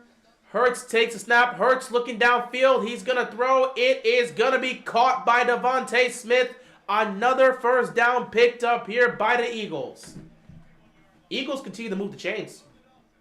I always thought about Ladarius Webb and Marlon being a quarterback duo. That's a toughie. I don't know if I mean, if you're gonna give me an option from that team, I'd prefer to just take Jimmy Smith. If you give me Jimmy Smith at that point is still, at that point that was Jimmy Smith pre-injury, so he was still healthy. I'd take Jimmy Smith before talking about Ladarius Webb. Ladarius Webb played better for us as a safety than as a cornerback. So I'd probably be more towards Jimmy Smith. If I'm going to pick a cornerback, it'd be Jimmy Smith. Second down here for the Eagles. 5:30 left to go in the first half. Eagles continue to move the ball down the field. Dolphins defense trying to slow them down to make a stop. Now, it is interesting here because I believe the Eagles got the ball first. So Dolphins do get the ball coming out of halftime. But you don't exactly want to try to give up a touchdown here. You're not trying to give up a lot of points. If you can make a stop here, it'd be great. They're not at field goal range yet, so this is the time the Dolphins still want to try to make a stop. Second down and 9. Hurts. Play fake. Hurts. Gets hit. And it is somehow caught. Hurts got hit as the ball went in the air. It ends up fluttering around. It's nearly picked off, and then it just lands in Devontae Smith's hands. So the worst case scenario was averted. Oh, wow. Worst case scenario was averted, and somehow Devontae Smith ends up getting a 5-yard gain here? Crazy sequence here. Well, he didn't get a 5-yard gain. He got a 3-yard gain. So third down and 6 here for the Philadelphia Eagles. Dolphins, this is your best time to get them off the field. They're going to hand the ball off. You're going to want to make a stop here, and they're going to make a stop here. They are in field goal range, so they're going to kick a field goal here, but it's better than giving up a touchdown. There's 4 minutes left to go. You get the ball back to your offense, and you see what 2 in that offense can do just before halftime. You do have the ball coming out of halftime, so this does give you somewhat of an advantage, but you want to come out of this half with some more points. This drive here has to be crucial. Oh my God. The Philadelphia Eagles are going to go for it on 4th down. Never mind. Pump the brakes. You may not have to give up a field goal if your defense can make a stop. 4th and 3 here. Eagles are going to go for it. Hurts takes a snap. He's looking. Pressure's coming. Hurts. Pressure's coming. He's going to avoid the tackle. Hurts is going to fire. Caught. A.J. Brown. He's going to extend. He's got it. Touchdown Eagles. Touchdown Eagles. What a play by Jalen Hurts. He rolls to his right, extends the play, and gets the touchdown. 11 plays, 80 yards, 6.5 minutes, time of possession, and they take a 2-possession lead. How does that happen? But wait, we got to see. Does he get it? Oh, he doesn't get it. He's short. This is not a touchdown, but it will be marked at the half-yard line. It is not a touchdown. Which playoff loss was worse for the Ravens, 2011 or 2019? 2011. I think 2019 is the most embarrassing loss, but 2011, we truly believe we were going to the Super Bowl. And at least, unlike 2019, we got to the AFC title game. And if Lee Evans can hold on to the freaking football, we play the Giants in the Super Bowl. So yeah, 2011 was far worse than 2019. 2019 was just embarrassing, but 2011 was heartbreaking. Yeah, he's short. So it's a huge gain, but A.J. Brown does not get the touchdown. Offense comes right back on the field. It's a 1st and goal instead. 3:32 left to go. They're at the half-yard line. Let's see if they can just run this in and get the touchdown. So the Dolphins were able to prevent the touchdown from happening, but now the ball's at the half-yard line. Can you make the stop? Or can you find a way to force a turnover or do something? Knowing Philadelphia, they're just going to push this in with Jalen Hurts. They already got the touch push. Yep, there it is. The tush push is already there. Hurts gets in the end zone. Touchdown, Philadelphia. It's as easy as pie. It's one of the most annoying plays to deal with when it comes to Philadelphia. But hey, if you hate it so much, stop it. Jalen Hurts touchdown. Nobody's surprised. We knew at some point Hurts was probably going to get a rushing touchdown. Because every time he gets to the goal line, they just run this at the 1, and it works out. They just have the capability of doing it. That's a Philly special. So, they go up 2 scores with the rushing touchdown from Jalen Hurts. He actually goes low for this one, but he has enough momentum to be able to keep his legs up and just chuck his way into the end zone. So, Dolphins go up 2 scores, extra point happening here. That is Jalen Hurts' 32nd career rushing touchdown. That ties the Eagles' record for a quarterback with Randall Cunningham. 32 rushing touchdowns is crazy. In 4 seasons, Jalen Hurts has been that guy. 32 rushing touchdowns in 4 seasons as a quarterback. That's amazing. Well, as a dual-threat quarterback. Let's make sure we specify that. That's amazing. What's going on, Casper? Appreciate you stopping by. Extra point is up, and it is good. And with 3:10 left to go, the Dolphins have some work to do. What's going on, Simple? This is where you need to see a drive from Tua. This is what you got to keep in mind if you're the Dolphins. We get the ball coming out of halftime. We got to go down the field and make it a 7-point game. I think Mark Andrews is the greatest Ravens tight end of all time. The arguments, I don't think there's going to be a debate about that. When you look at the numbers at the end of his career, when you look at his numbers with the Ravens, it's going to pass whatever you've seen from Dennis Pitta. But we got to see it in the playoffs. Dennis Pitta showed up in the playoffs. Dennis Pitta has multiple touchdowns in playoff games. We've seen him score in the wild card game. We've seen him score in the AFC Championship game on multiple occasions. He had a touchdown in the Super Bowl. You have to see Mark Andrews perform on that stage. And the only way we can see that is if the Ravens can go on a run in the playoffs. It's a shame because Mark Andrews hasn't had a lot of opportunities to showcase what he can do in the playoffs. It is what it is. But you want to see more from him.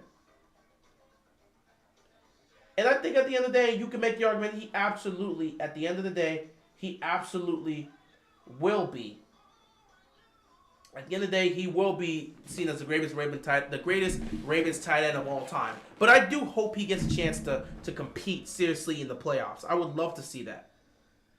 What do you think the odds of Lamar to the Hall of Fame? The guy's won an MVP.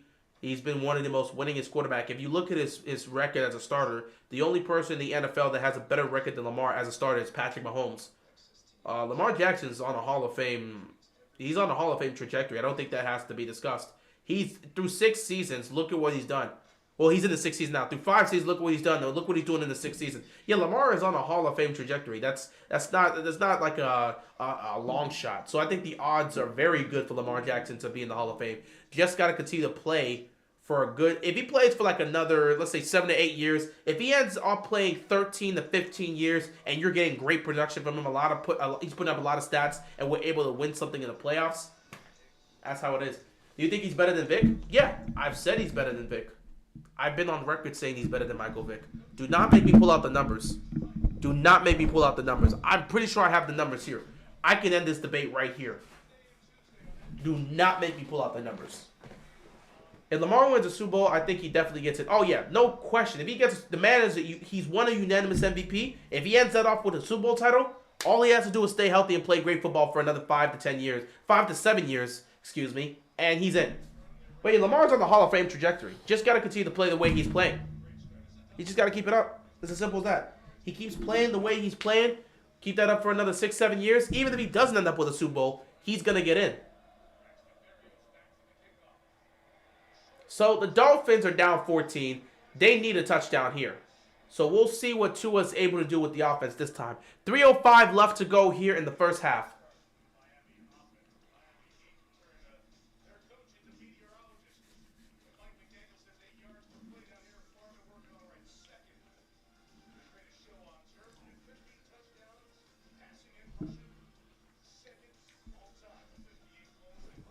I mean, to be fair, Pitt always had other receiving threats on the other side of the field compared to Mark. That's true. That's fair. But, I mean, we still see Mark Andrews now. He still has these other threats and these receivers, and he's still eating. No matter who's on the field, Mark Andrews is still eating. The connection between Lamar and Mark is there. Quick throw to Tyreek Hill on first down. Couple yards picked up. Second down coming up here for the Dolphins. What do you think are the Ravens' retired numbers right now? Like, what do I think should be the Ravens' retired numbers?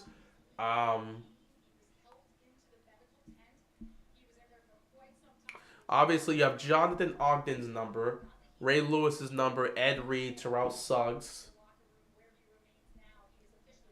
I think you have arguments to be made for guys like Haloti Ngata, arguments to be made for guys like Jimmy Smith. I think you have arguments made for guys like that. Honestly, there's not a lot of numbers that I think are. I don't know how many numbers are actually retired right now. I don't know. I'm pretty sure Jonathan Ogden number is. I don't know. I don't know how many. I don't know. I don't know what the retired numbers are. I don't know how many retired numbers are. I know how many should be. Should be 4. Ogden, Lewis, Reed, Sizzle. Those are the 4 guaranteed. That's your Mount Rushmore of players for the Ravens. Those numbers should be retired. You know, no one else really deserves that in terms of the past. Now, if we're talking about active players that could end up on that list, obviously number 8, Lamar Jackson, could end up on that list. Number 89 in Mark Andrews could end up on that list.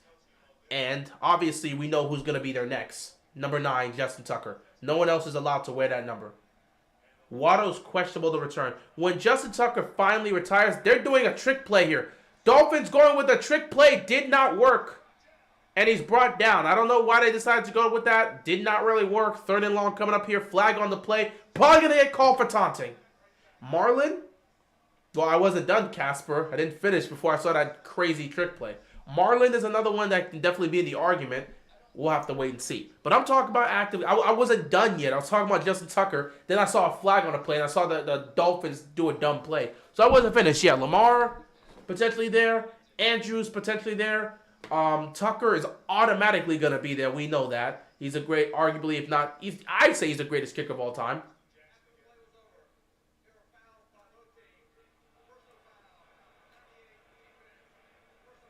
Personal foul by both teams, offsets. We're just going to pretend that didn't happen. But yeah, Marlon Humphrey will definitely be another one you could put on the list. And I'll say this right now. And we'll see. We'll see how many years he ends up playing with the Ravens. We will definitely see how many years he ends up playing with the Ravens.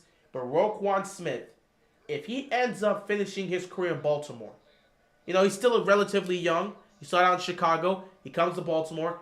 If he plays here for a decade and he's giving you top tier linebacker production the way he's been since he's been in Baltimore, Roquan Smith is another person that can emerge on that list. But we'll wait and see. That's a jump. False start. That's a jump. Clear false start. Clear false start. Offensive lineman just went up like this. So yeah, that's a good chunk of numbers you could throw up there. Crazy how Roquan is only 25. Exactly. Imagine him playing a decade with the Ravens. So Roquan Smith is definitely another name to keep mind of. But again, I don't know. We'll just have to wait and see. You know, I can't really name whether or not they're going to end up there.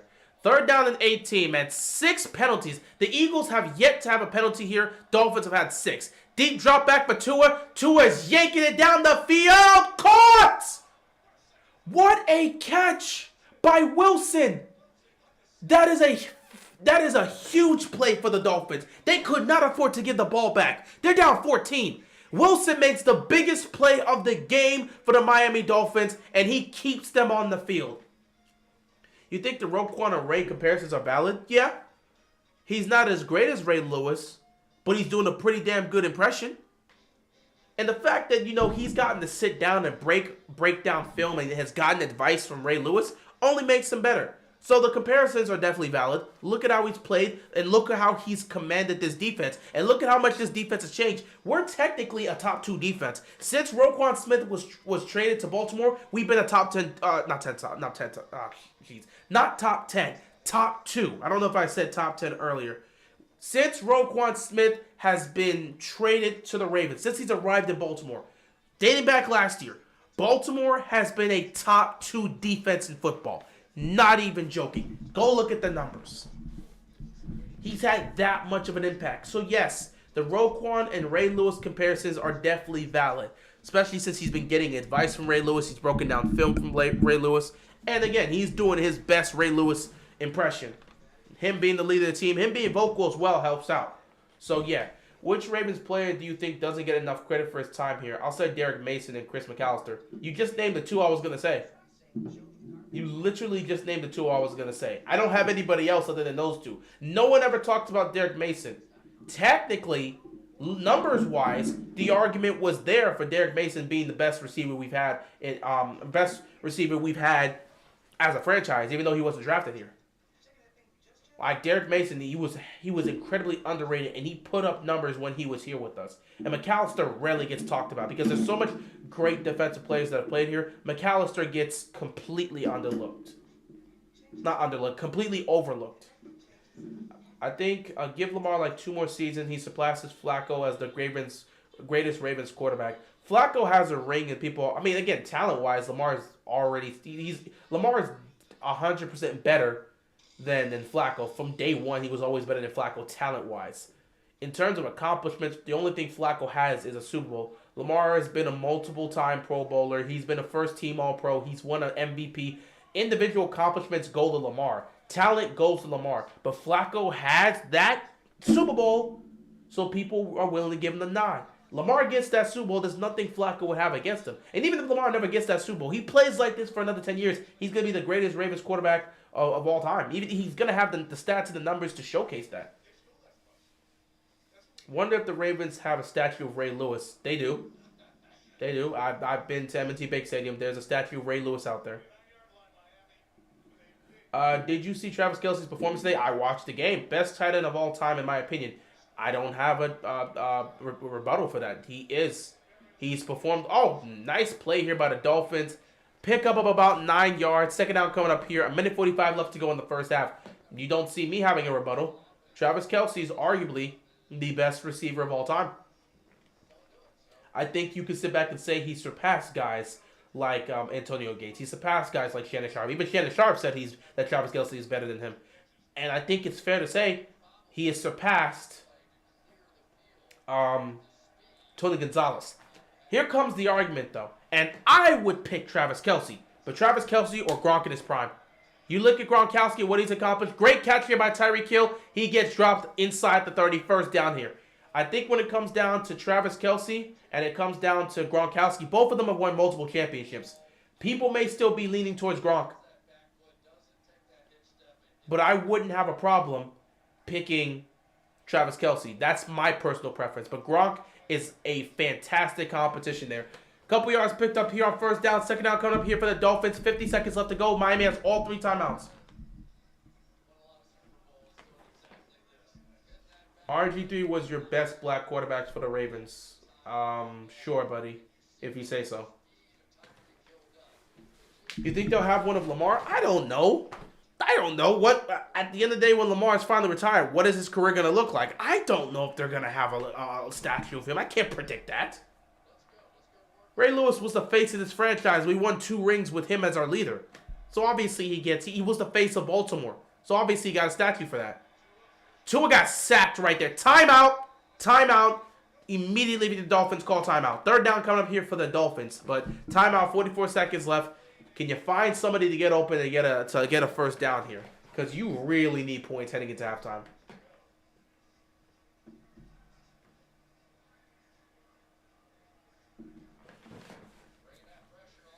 So your pressure's coming from this left side here, and it just gets to Tua because the offensive lineman, he had another person there. It was great execution.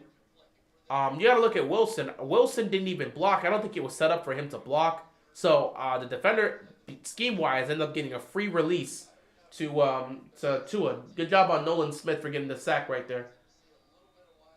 Kelce obviously going to have the better numbers than Gronk because Gronk kept retiring early. Not to mention, Gronk dealt with a lot of injuries throughout his career, whereas Kelce has stayed relatively healthy. I think that will ultimately be the difference. And if Kelce continues to win championships, which he probably will, no question, is going to go to Kelce. I personally put Kelce above Gronk, but I wouldn't mind people saying, well, Gronk, he's had more success, regular and postseason, he has more rings. Fine.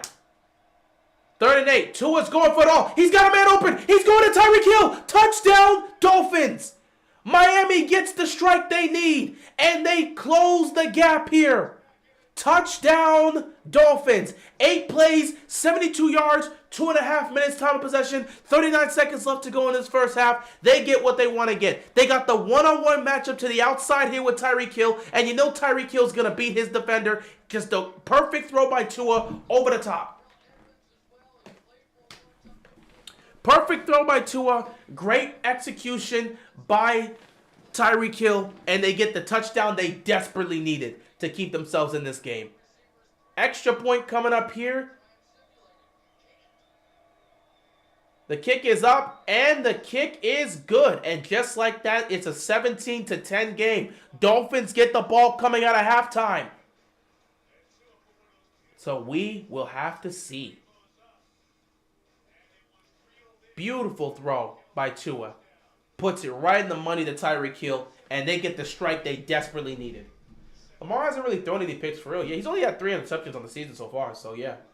Dolphins really need a touchdown. Yeah, they got the touchdown, Nicholas. They really did need it. They needed it, and they got it. I miss those Suggs and Duvermill days. I hope we get that pass rush again. Yeah, yeah. I was like, what, 2014-ish? 2015-ish? Dumerville was very underrated for the Ravens. That guy constantly showed up. Do you think this Lamar is better than the 2019 Lamar? I think this Lamar has more control. He's more calm, and he's more comfortable in the pocket than 2019 Lamar. If we were to kind of compare stats, let me see if I can look at Lamar's stats compared to how it was in his first 7 games. Because if you look at Lamar's first 7 games in his MVP season compared to his first 7 games so far on the season here, it becomes interesting. It becomes very interesting.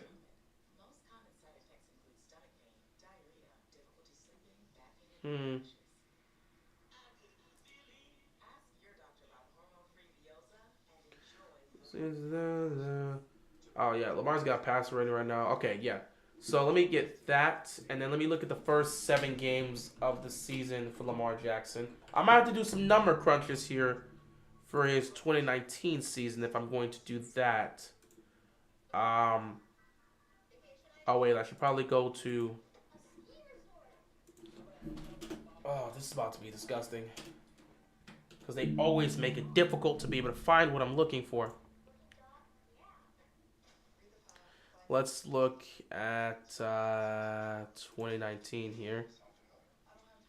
For the Ravens. Let me see if I can find something here. with the passing stats by Lamar. If I can get it on a game-to-game basis, it'd be perfect. I don't think I can get it on a game-to-game. Oh, wait.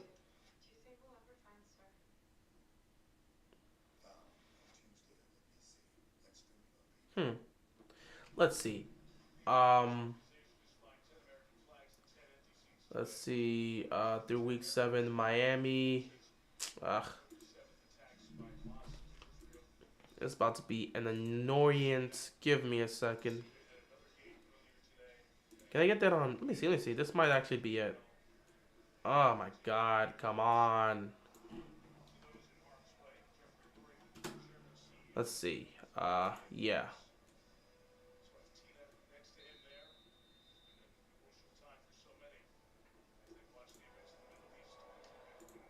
All right, there we go. Let's see. So Lamar through 7 games. 1, 2. Let's see. 5 plus 2 is 7. 7 plus. Let me see. 1, 2, 3, 4, 5, 6, 7. So all the way up to the Seattle game. Lamar Jackson had 1, 4, 6, 11. So yeah, 11. And had 5.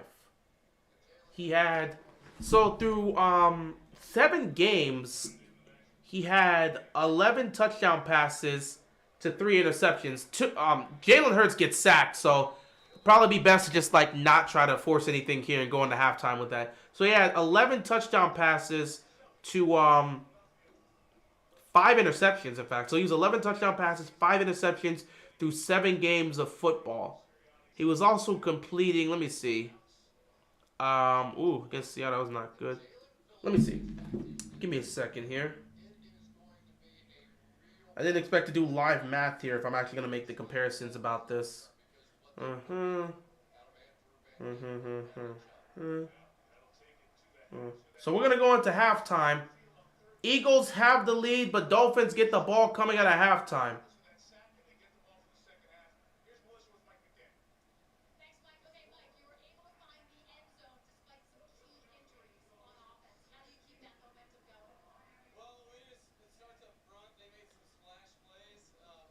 All right, so through 7 games, Lamar Jackson was completing 64% of his passes.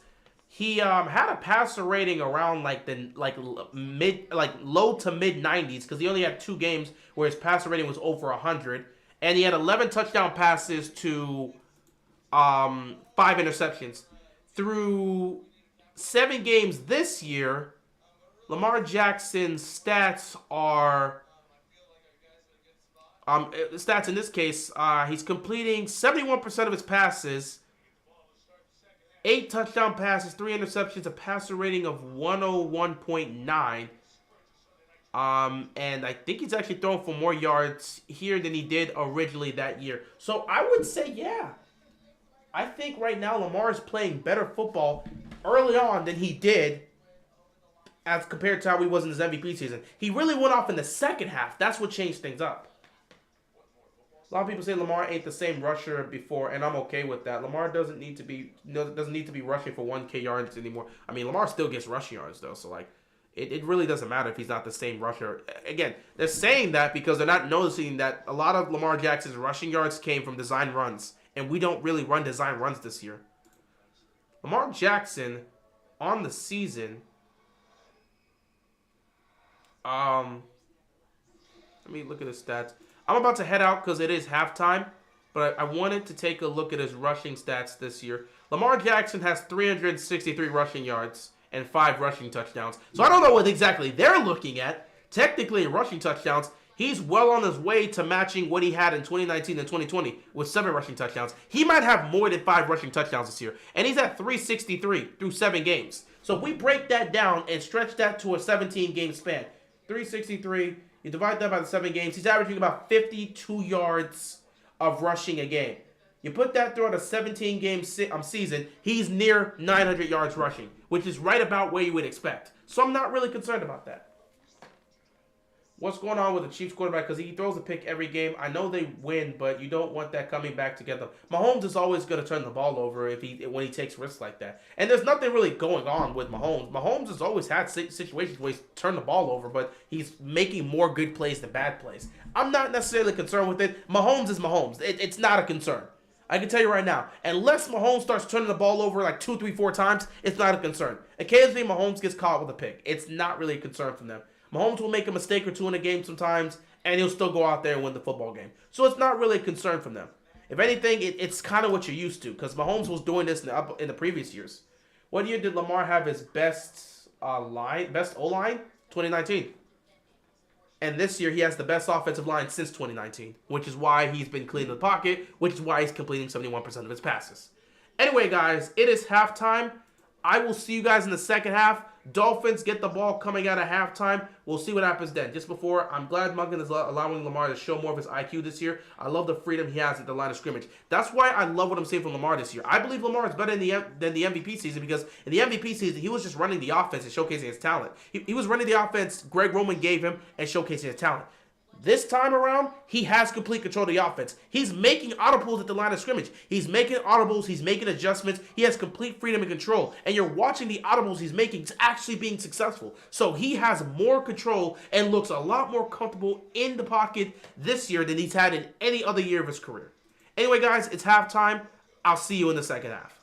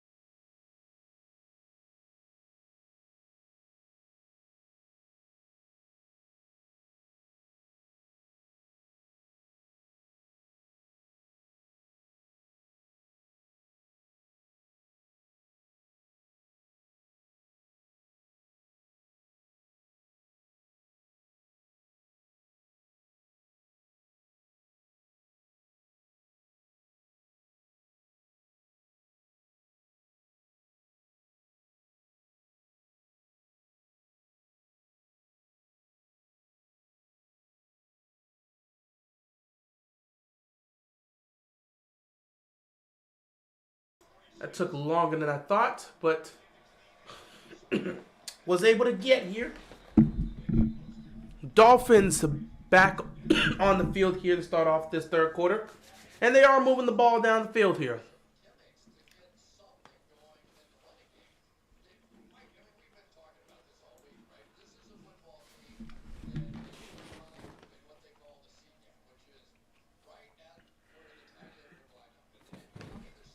Dolphins got to score a touchdown here. Tie this game. They're in Philadelphia territory. Tua hands the ball off. And they're going to pick up a first down here. So the Dolphins are starting to move the chains. They're moving the ball well. They're putting points. I mean, they're not putting points on the board. They're moving the chains. So they're putting some pressure on the Philadelphia defense right now, and it is working. They're being a little bit physical, running the ball here a little bit more, and it's working out for them.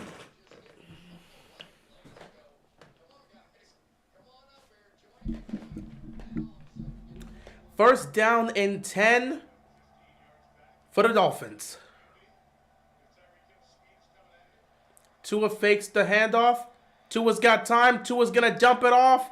Eagles defense all over it. Great tackle at the line of scrimmage. Might have lost a yard here, so this might be a second down and 11 type situation.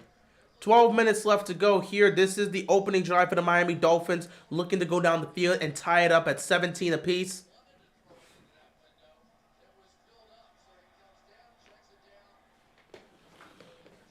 Yeah, there was nowhere to really throw that ball, so he had to check that one down.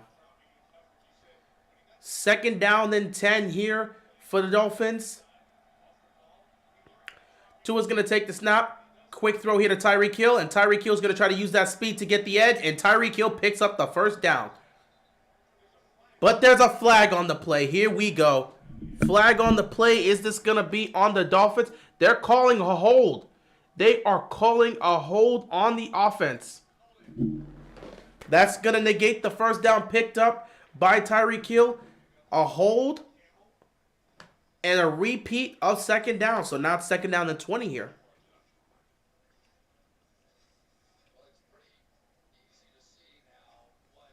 Yeah, they're going to call that a hold. You kind of you wrapped your arms around them. They're definitely going to call that a hold. Even if it's not like a huge hold, it's still going to be counted as a hold. Second down here. Tua takes a snap. Tua lobs it to he lobbed it to Ahmed, and Ahmed just could not connect with that. Couldn't get the catch. It was going to be a tough throw anyway. Third down and 18 coming up here for the Dolphins. Probably going to see if you can get some time. If you can get some time for Tua to look down the field, they're going to look to connect with Tyreek Hill. Yeah, they just couldn't connect there. So third down and long here for the Dolphins. Not really wanting to go back to the sideline and being forced to punt. You got to get some time here and see what you can do here. Tua fakes the check handoff, and they're going to run a little bit of a screen here. But the Eagles defense sniffed it out, and they stopped Mostert. So with this being the case, the Dolphins have no choice but to punt the football. Could not get into field goal range to kick a field goal. They will be forced to punt this football here.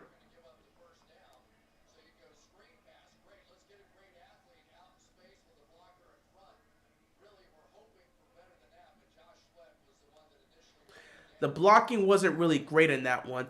And the defense zoned in quickly on Mostert. They had some speed, so they definitely zoned in on Mostert. And a false start by the Dolphins because why not?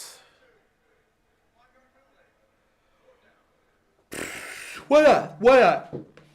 Why not? It's going to move them back 5 yards. Here comes the punt. And the Eagles are going to get the ball back.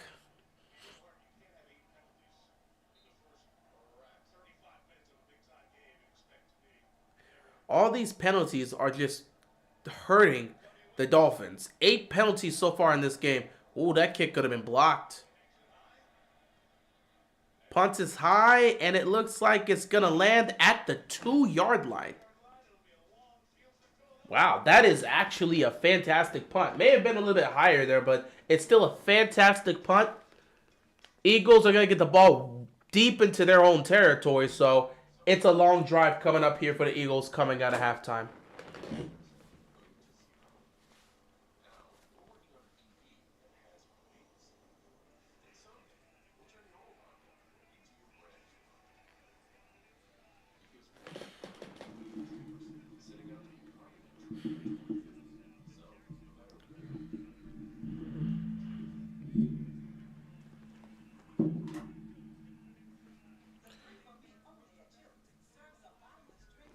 Dolphins need to play more disciplined football right now.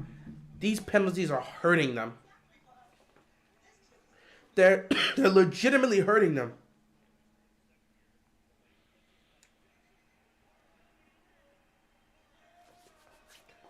Yeah, Eagles right now they've been disciplined. I don't think the Eagles have gotten a single. Well, actually, the Eagles did get a penalty, but I'm pretty sure it got offset.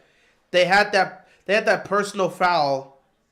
They had the offsides penalty, and then they had like I believe a personal foul that happened on both times that offset each other. So yeah, I think right now the Eagles technically have 0 penalties that have happened or been accepted. But yeah, the Dolphins have to be more disciplined, man. They have to be more disciplined.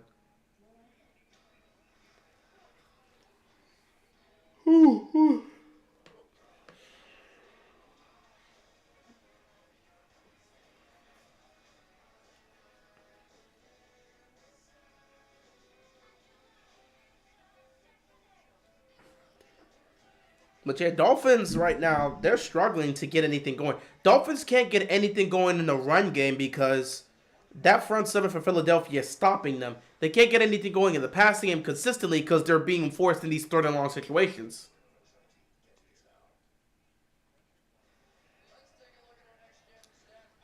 Shout out to the front seven here of the Philadelphia Eagles. They have been putting so much pressure on the Dolphins that they can't get a running game going. And shout out to the front seven of the Eagles as well because they've made some plays, man.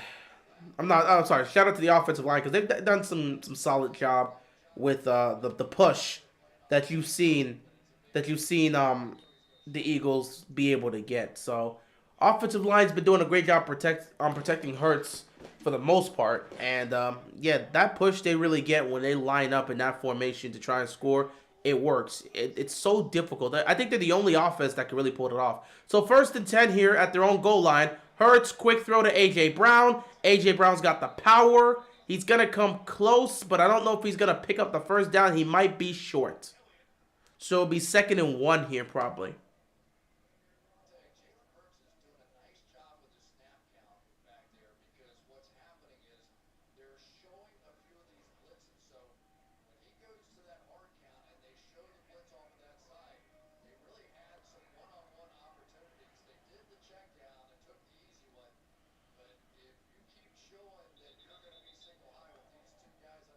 Second and inches here. 9:44 left to go.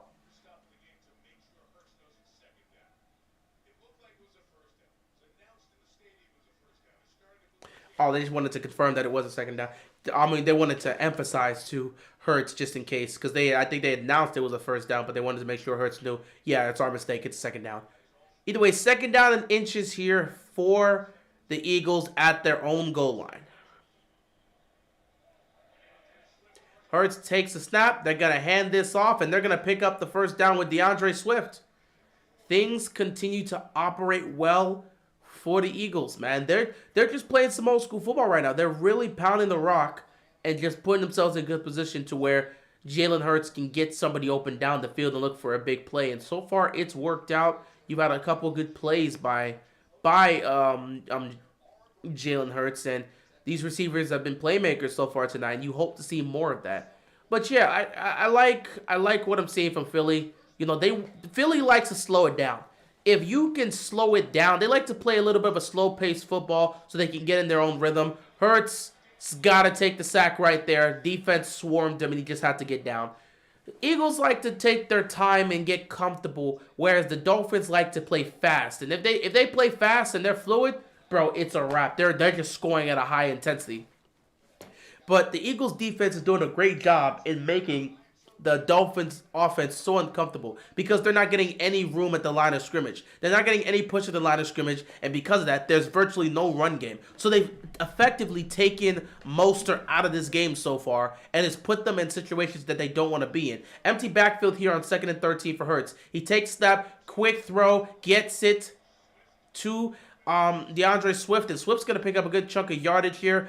3rd down coming up here for the Eagles. Dolphins want to get a stop here. Oh, perfect. Give me a second here.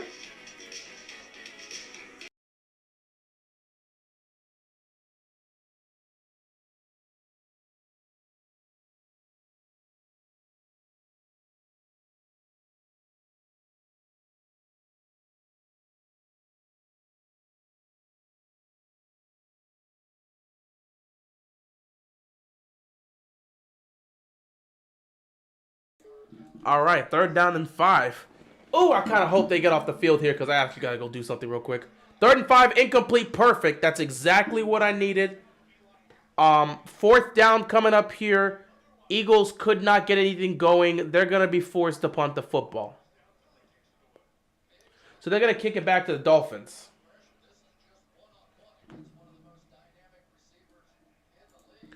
Taylor Swift and Brittany Mahomes are new BFFs. I don't care. I truly do not care. No flag there. There was some contact, but it wasn't really enough to sit back and say it deserves a penalty. A lot of punts right now in this game. Cannot lie.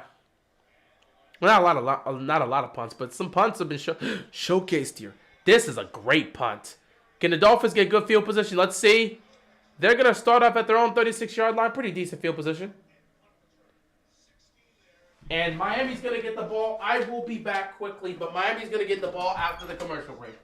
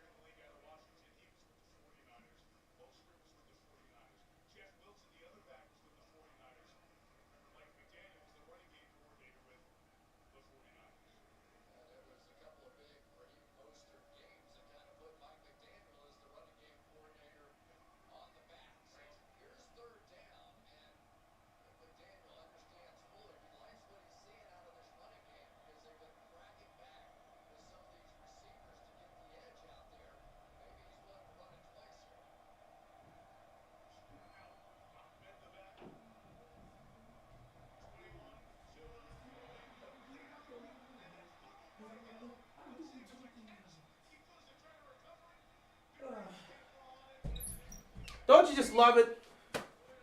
I just love doing two things at once. You think Zay's wide receiver one? Yeah. Come back, Dolphins get the ball. And now it looks like they're going to punt the football here. Or actually, no, they're in field goal range. They seem like they go down the field. And Tyreek Hill just can't hold on to the ball. Tyreek Hill had it in his hands. Makes the drop. You got to go for it here. 4th and 3. You go for it.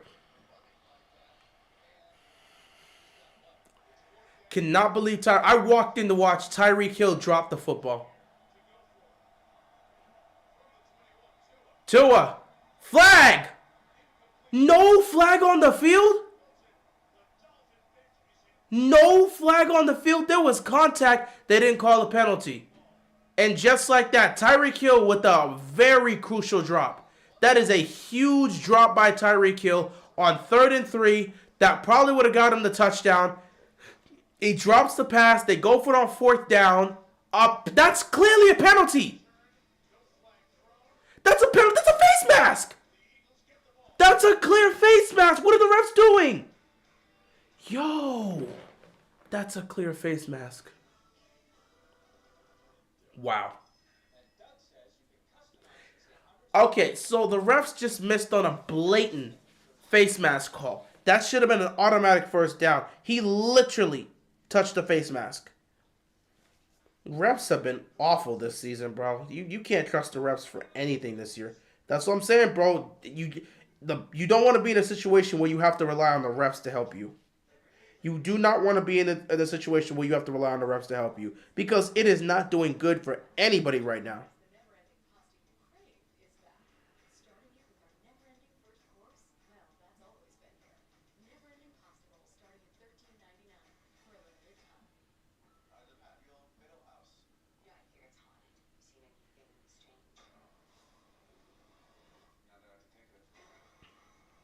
I gotta head out too and to do another thing just real quickly. Perfect timing.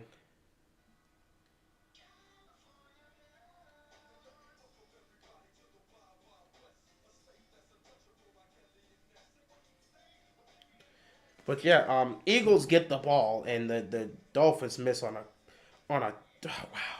That's a clear penalty and they just missed that. That is a clear penalty that they just missed.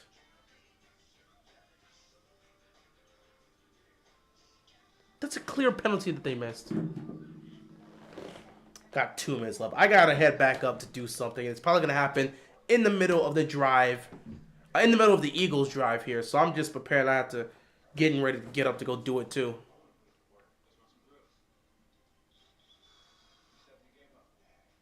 But that's defensive pass interference. He grabbed the face mask. He literally grabbed the face mask and they don't call it. Why? I don't know what else you could expect at this point. What else could you expect? I don't know what the refs are looking at nowadays. It's there, but they're just... Wow.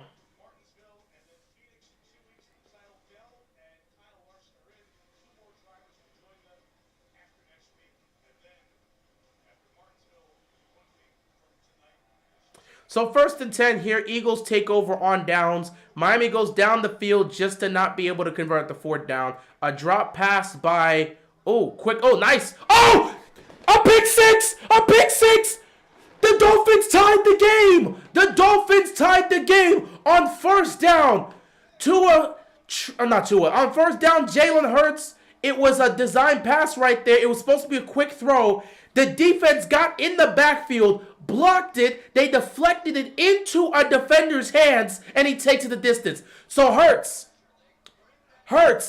he fakes the handoff to Swift, and he's looking to throw quickly, but the pressure's right there. It gets batted and into the hands of a Dolphins player. Baker takes it the distance. That is an unfortunate circumstance for the Philadelphia Eagles. And just like that, out of nowhere, the Miami Dolphins find a way to tie the game. 4:02 left to go in the 3rd quarter, and we're tied up at 17 apiece with Jalen Hurts throwing a pick six, which wasn't even a pick six. Welcome to the craziness of Sunday Night Football. Now it becomes a game. Now we see what happens.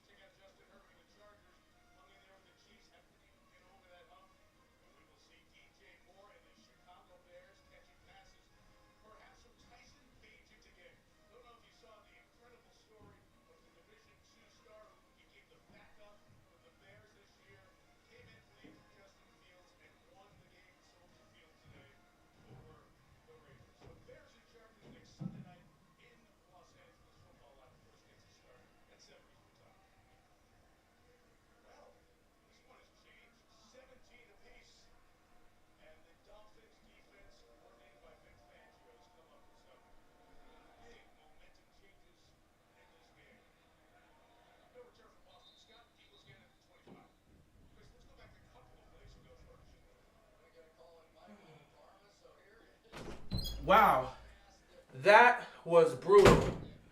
Jalen Hurts with one of the most unfortunate pick sixes I've seen in quite some time.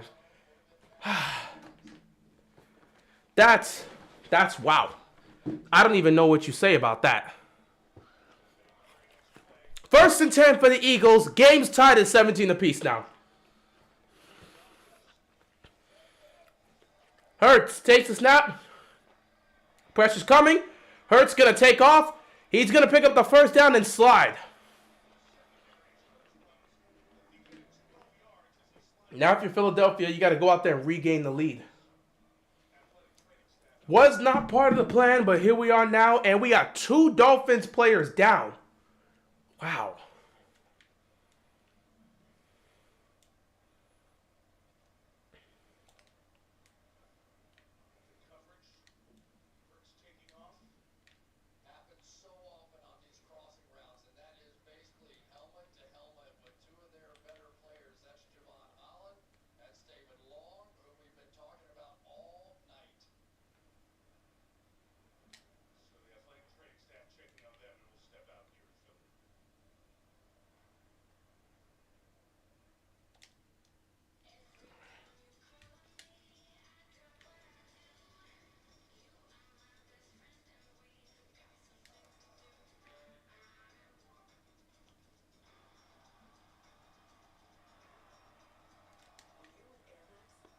So we got two defenders down for the Dolphins right now. We're gonna have to see. No, we're gonna have to see. We're just gonna hope that they're okay.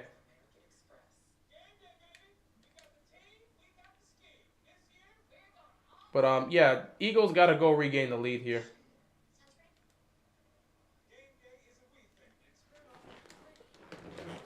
That was one of the most unfortunate pick sixes I've seen all season.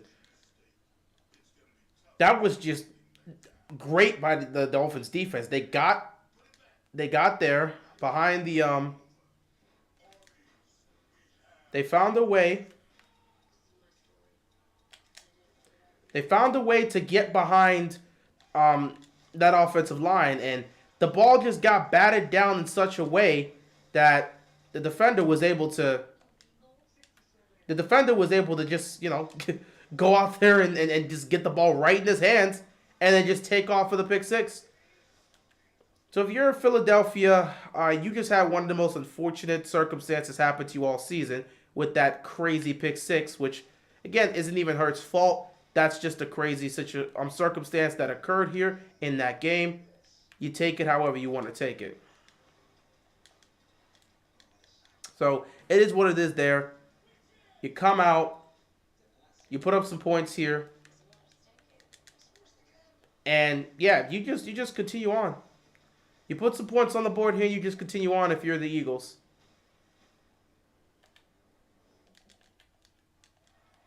I suck at this game.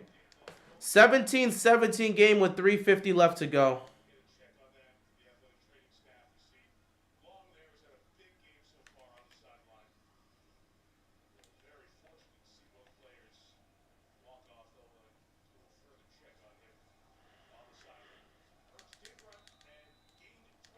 So 1st and 10 here for the Eagles.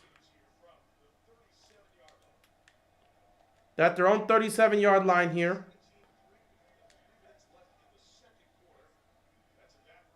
Got to see what they can do. They had a 17-10 lead. That pick six ruins everything. 1st down, Hurts fires. It is caught by Devontae Smith. And they are back in Dolphins territory. So yeah, right now, Miami's defense continues to get cooked the way I thought they were going to get cooked. I'm not surprised to see them getting cooked. Like I said, I don't really trust the Dolphins defense. I don't trust the Dolphins defense, and I like the Eagles defense more than I like the Dolphins defense. Dolphins defense made a hell of a play, though, so shout out to them. But the Eagles haven't really had a lot of trouble moving the ball down the field today. They've had these long drives that have taken a lot of time. Hurts backpedals, finds an open man. It is caught. A couple yards picked up here.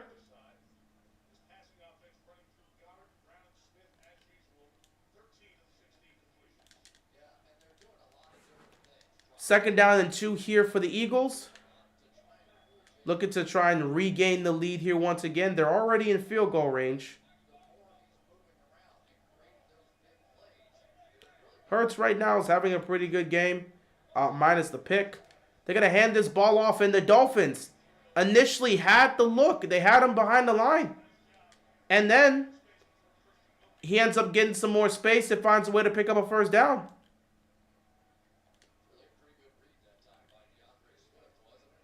So good run by DeAndre Swift, picks up the 1st down here.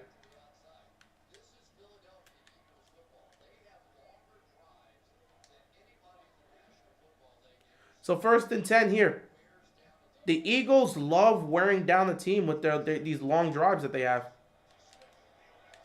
Now here comes Swift with another solid run. Picks up about 6.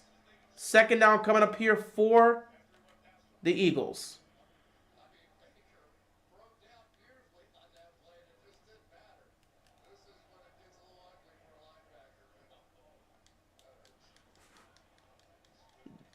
The Eagles always look to wear down a defense. And because of how they're able to operate on their offense, they're going to wear your defense down.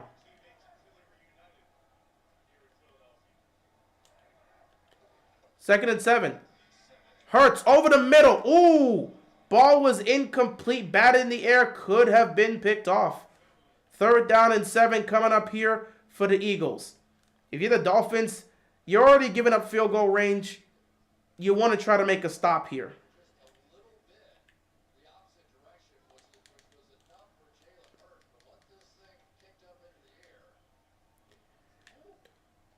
A lot of dangerous moments happening here right now if you're the Philadelphia Eagles. You don't feel completely comfortable with some of the things that have happened so far. 3rd down and 7. Empty backfield here for Jalen Hurts. He's going to take the snap. Pressure's coming. He's going to dump it off there. Oh, beautiful throw to Goddard. 1st down, Eagles. Eagles continue to move the ball. We're under a minute here in the 3rd quarter.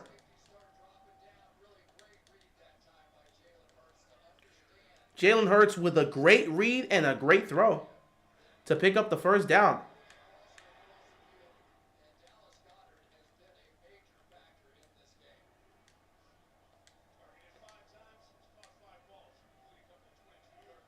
First and 10 here inside the red zone. Dolphins defense has got to be feeling tired. They've been on the field for far too long.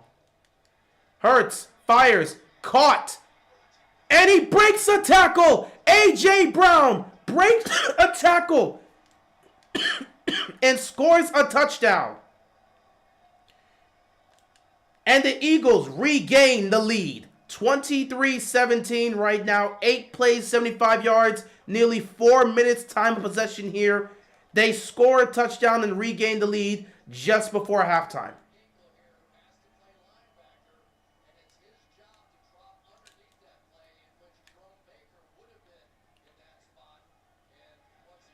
Nice read, nice throw right there too. And give credit to A.J. Brown for breaking it up.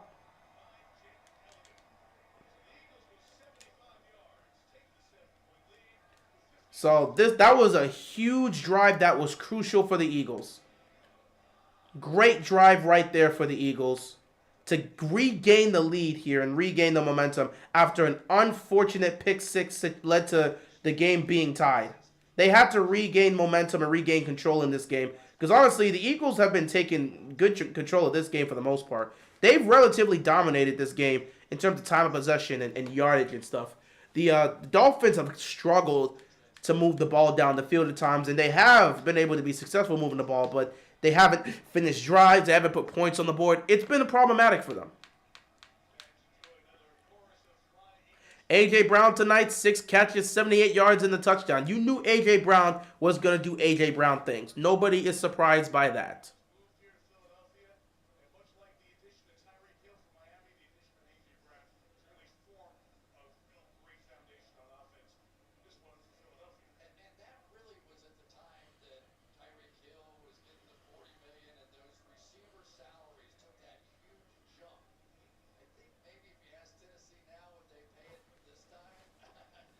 Let's see what the Dolphins offense is able to do here. They got to go and respond. That was a huge response by the Eagles after that crazy pick six changed everything.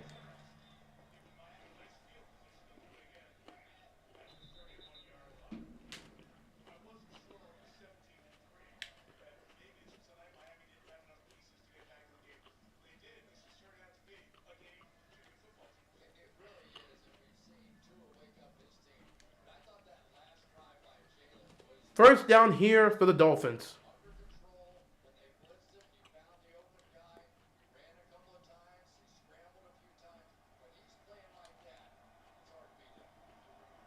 This is going to be the last play before the end of the 3rd quarter, but this is an important drive. This is also a very important drive for Miami. Miami has to get into the end zone here. 1st and 10.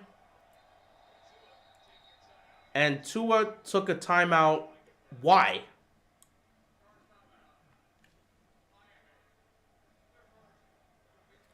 Why would he waste the timeout here?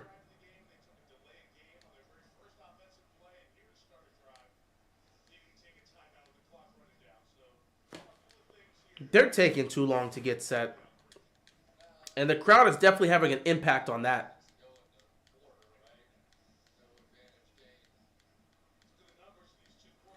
Tua 18 and 24, 158 yards, a touchdown, no picks. Jalen Hurts 19 and 25, 220, 2 touchdowns, 1 interception.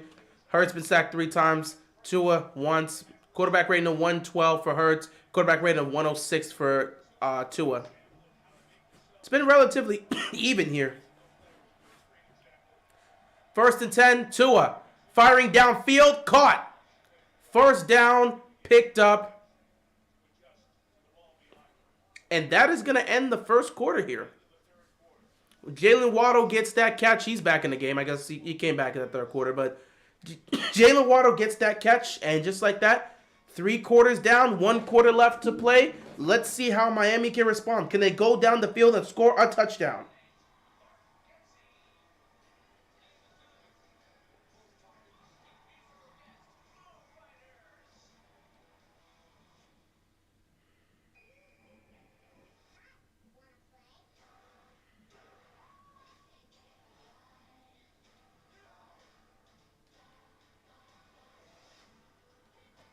Now, this is Sunday. Yeah, this is a good Sunday night football game.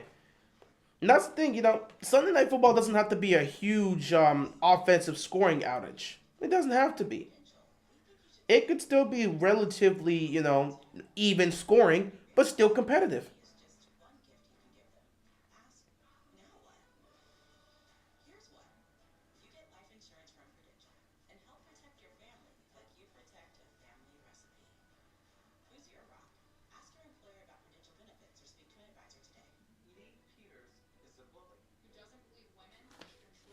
Oi. So, let's see what happens here. Ow.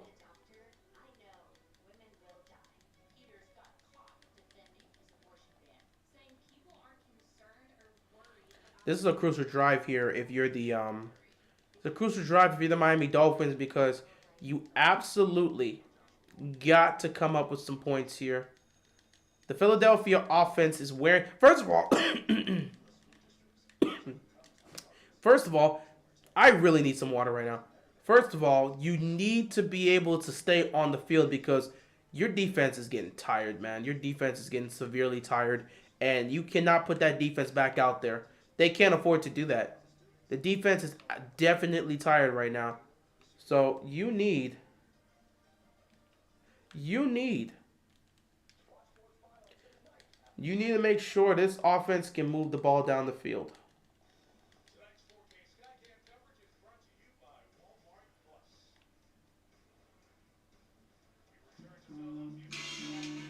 Okay. What is this now? Give me a second.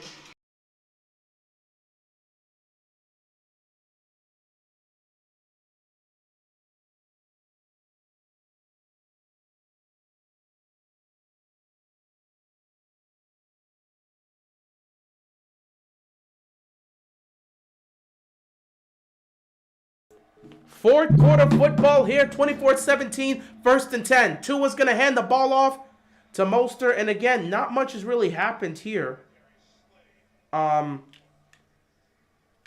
It's been a really tough game running the ball for Miami today. Mostert is one of their main guys, main offensive pieces, and Philadelphia has essentially taken him out of this game. If he can break off one big run, the Dolphins could be in good position, but so far they haven't been able to get that. 2nd down and 7 here for the Dolphins. Tua takes a snap, and there is a stoppage by the refs because of a delay of game. Oh no, a false start.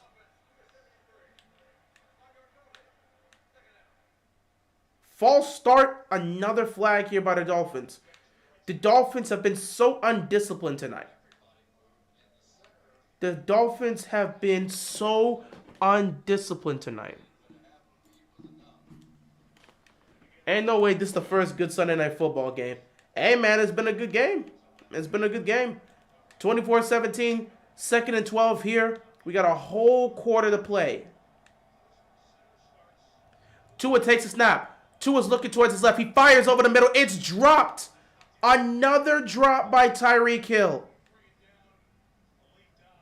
This is getting tough, man. These drops by Tyreek Hill are killer. At least with this one, he was covered. Tyreek Hill was covered. The coverage was near perfect. It was going to be a tough catch either way. And he was held. It was a tough catch, and there was a bit of a hold at the end. So it was already a difficult catch and some holding. 3rd down and 12. Tua's going to take the snap. Tua looking, firing over the middle. Caught! This time, they pick up the first down. He got it to Waddle, who is, of course, back in the game. Jalen Waddle still doing his thing, picking up another crucial first down and taking them into Eagles territory.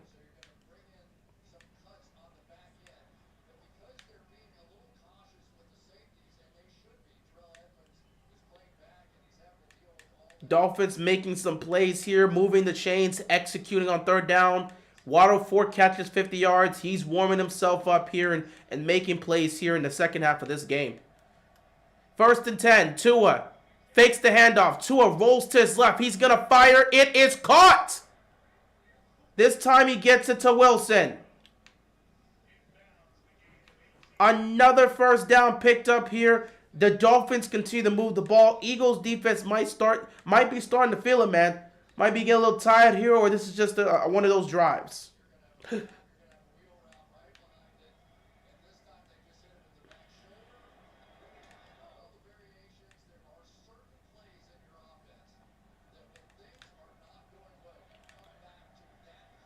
Dolphins are starting to make plays here in the fourth quarter in a very crucial drive where they need a score. 1st and 10. Tua trips. Or the pressure came early. Either way, Tua ends up on the ground. So let me see this. Snap came a little high. That was dangerous. And Tua just smartly just gets down because that could have potentially been a turnover.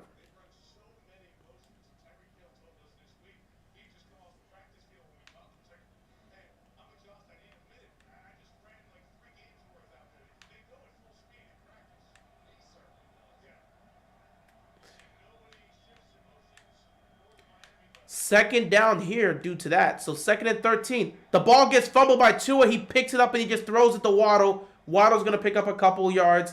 3rd down coming up here. So another crucial 3rd down here for the Dolphins. Oh, Tua doesn't fumble this. That snap is low. I thought Tua fumbled it. No, the snap was at his ankle. It was at his shins. That was a terrible snap. The snap was incredibly low. That wasn't even at the shins. It was at his ankles.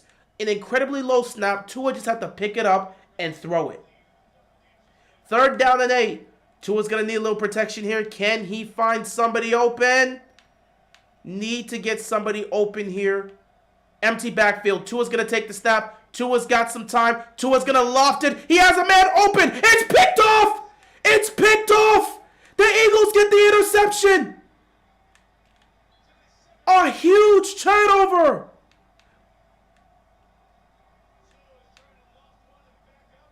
Tua tries to loft it, and it gets picked off.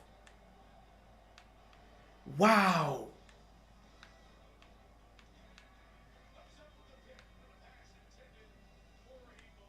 Darius Slay with the interception.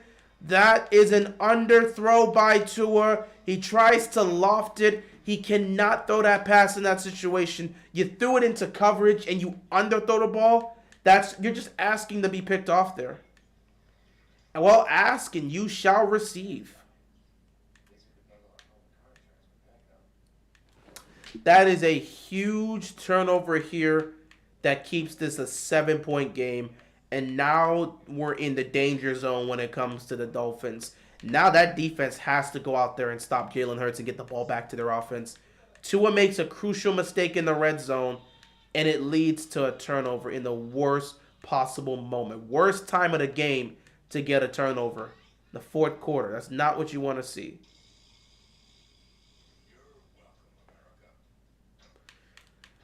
Tua's got to he's got to put that ball in the better position. He just floated up there.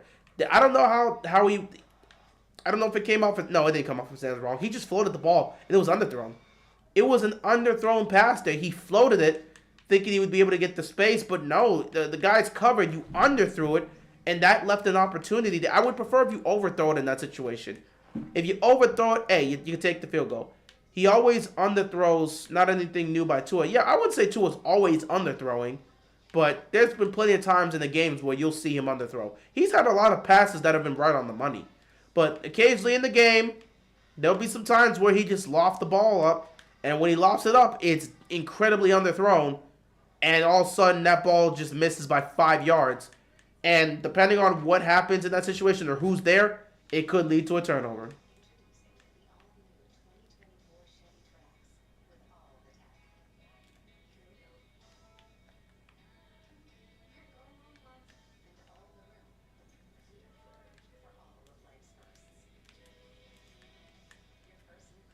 But man, that is the absolute worst possible time to turn the ball over if you're Tua. You can't turn the ball over there. Mr. Hill, please come to Baltimore. Come to Ravens. Lamar will not underthrow you. He's fine where he is. He wants to be in South. I don't think he wants to leave the comforts of South Beach to come play in Baltimore. I think he's perfectly fine where he is.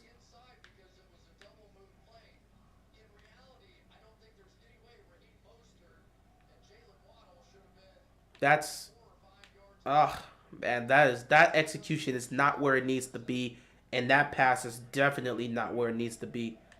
That was the first turnover from Miami today. That interception came at the absolute worst time here. So Hurts gets the ball on first down. Pressure's coming. He's just got to get rid of it. Incomplete. Second down coming up here for the Eagles.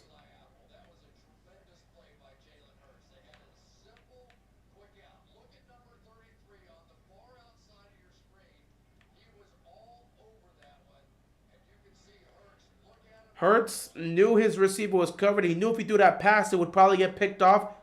Just throws it out of bounds. Smart play there. Second down here for the Eagles. Hurts is going to hand the ball off to DeAndre Swift, and Swift's going to pick up about 4 yards. Third down coming up here for the Philadelphia Eagles.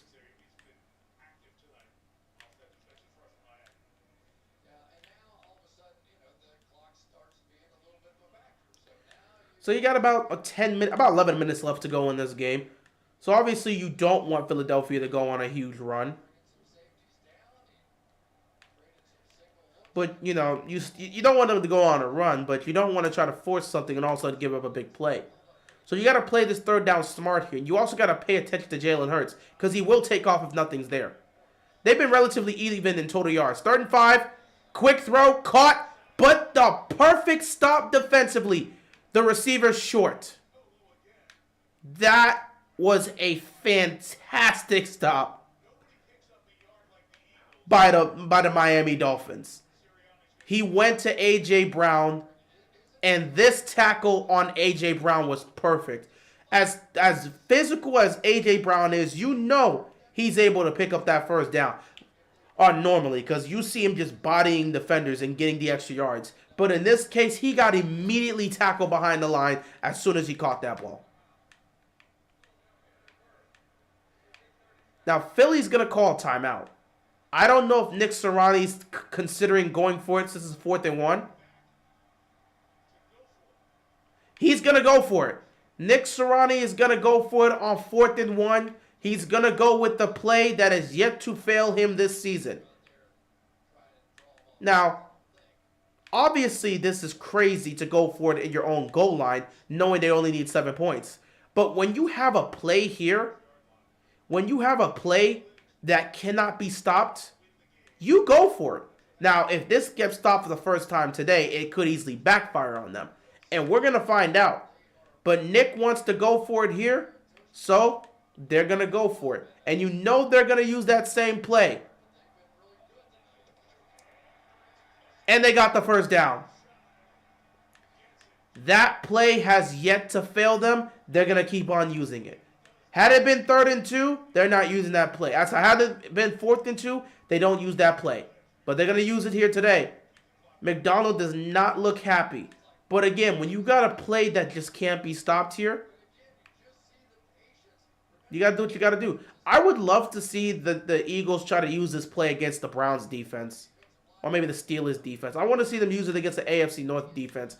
I want to see how we would fare against that. They're not making that play illegal. It's not their fault you don't build your team the way they built their team. Any other team is allowed to utilize that. Don't get mad because their offensive line is better than yours and they can get the push. No, the tush push does not need to be banned. It doesn't. It's not the Philadelphia Eagles' fault that no one else can be able to do it. Other people have tried the tush push. Sometimes it's worked, sometimes it doesn't. It's not their fault your offensive line isn't as good as the Philadelphia Eagles. They built their offensive line. What do you want? You want to take away a play because the Eagles did a great job building an offensive line around it hurts? Everybody has the freedom. It's not like it's a play where only the Eagles can do it. Anybody else can do it. Nice throw by Hurts, but it is a drop by A.J. Brown, and now we're back to a 3rd and long situation. Hurts had it in his hands, couldn't get it done.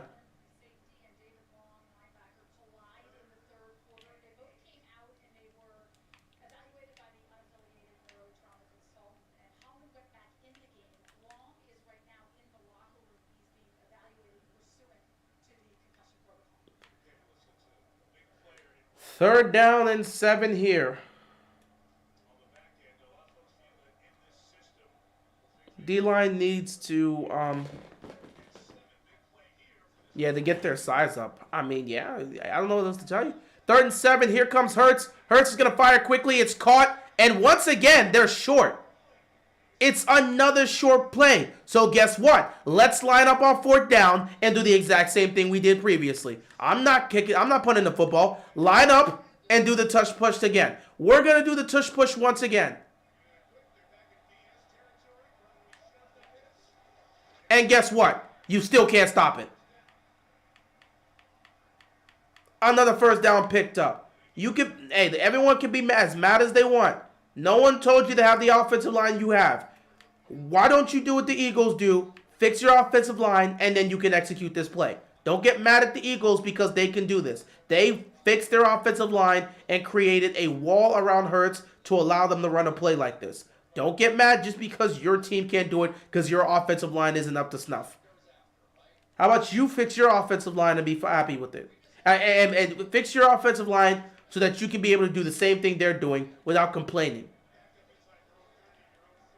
1st and 10, they're going to run this ball and be stopped again. And right now, Philly's killing the clock. We are 7 minutes.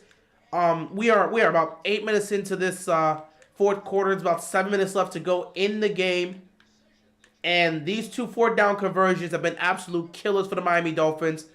They cannot afford to let this. If they can get it back to another 4th down situation, it cannot be 4th and 1 or 4th and inches. They have no chance at stopping the tush push. They don't have a shot.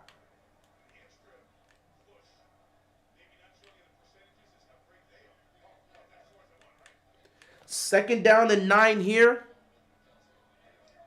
Hurts takes a snap. Pressure's coming. Hurts gets the ball quickly to A.J. Brown, and he gets immediately tackled. 3rd down coming up here. This is going to be 3rd and short.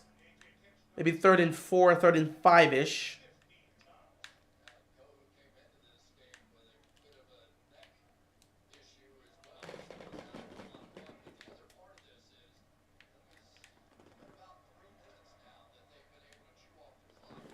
Third down and 4. Eagles have done a fantastic job just killing the clock. And the Dolphins don't know if they're going to get a chance to get this ball back. If their defense can't make a stop here, they're cooked. 3rd down and 4. Got to make a stop here. And once again, it's going to be another 4th and short. And guess, flag on the play. Flag on the play. Is this going to be a hold on the Eagles?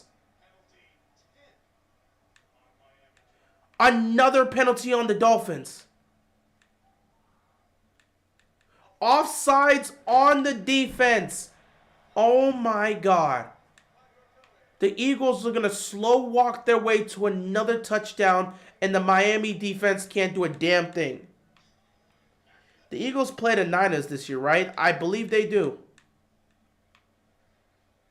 I'm lost for words. Whew. I'm lost for words right now. The Dolphins got to be stumped. They have no idea how to stop this. Trust me, this team is incredibly dangerous.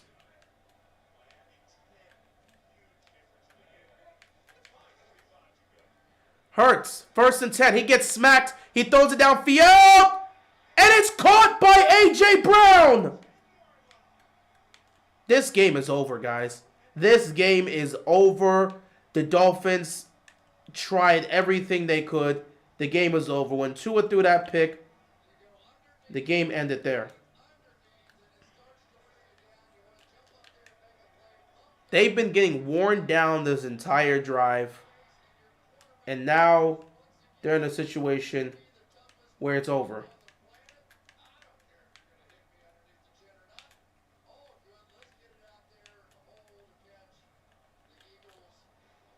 It's over for the Dolphins. It's over for the Dolphins. First and goal here. Even if they're able to make a stop with 5 minutes left and 2 timeouts, you can only hope for the best. You would need a quick score, and you'll need a stop. A.J. Brown, 5 straight games with 125 receiving yards, tied for the longest streak in NFL history with Pat Stootstill and Calvin Johnson. Well, we started the season talking about what's going on with A.J. Brown and Jalen Hurts. What's going on with that connection? Since they had a conversation about it, that connection has been superb. And no one's been able to stop it. It's over, Tua. You're done. Unless a turnover occurs, you're done. You're done. That is game, set, and match. Nick Sirianni has the most punchable face out of all the head coaches.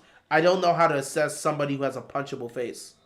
So if that's how you feel, so be it. I don't know how to assess somebody with a punchable face. This is tough. 10 catches, 137 yards, and a touchdown for A.J. Brown. I mean, my goodness. What a way to cook. Second down here. They're going to run the ball again. And he's in for the touchdown. And just like that, Miami's done. Unless you can, Gainwell gets a touchdown. The only way you have a chance here, Dolphins got to go down the field quickly, score a touchdown, and find a way to get the ball back. You got 2 timeouts. Can't use your timeouts. Got to score quickly. There's still 5 minutes left. So you got to score quickly.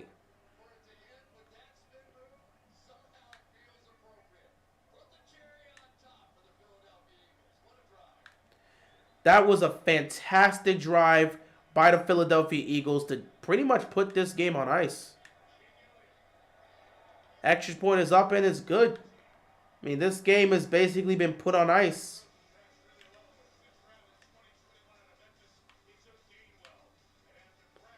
That is a tough, tough loss. That's a tough give right there. That feels like the dagger. It literally feels like the dagger for the Dolphins' chances in this game. That pick by Tua ultimately ended the game. That interception by Tua ultimately ended the game. They weren't able to recover, and they tried everything.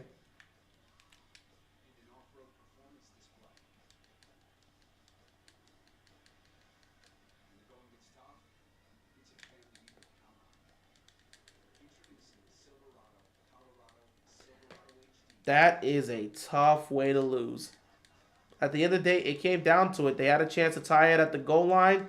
Tua throws the pick, and that's all she wrote. That's all she wrote.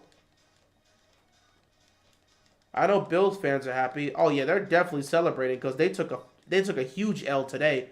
So the Dolphins also taking an L works. Also, Kansas City celebrating because with this loss potentially for the Dolphins, Kansas City now reigns supreme as the #1 seed in the AFC. They're 6-1. So, you know, they'll be 6-1. You'll have 3 teams that are 5-2.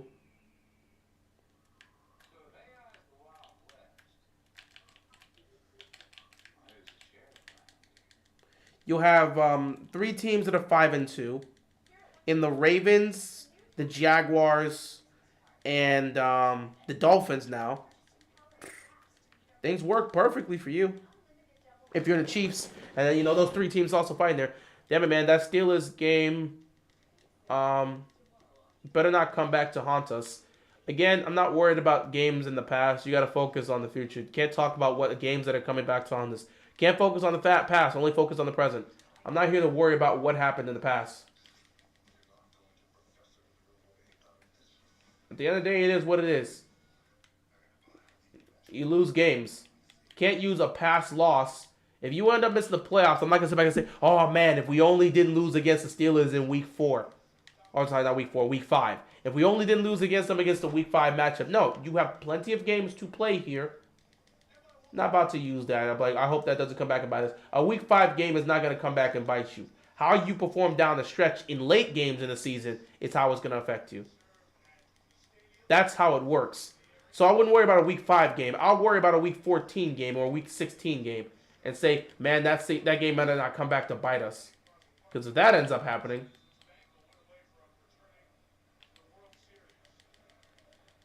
Meanwhile, I don't know. I think Houston's about to head back to the World Series. I think the Houston Astros, I haven't watched. I mean, I've been here, so I haven't watched that game. But I think the Astros right now, let me check the score real quick.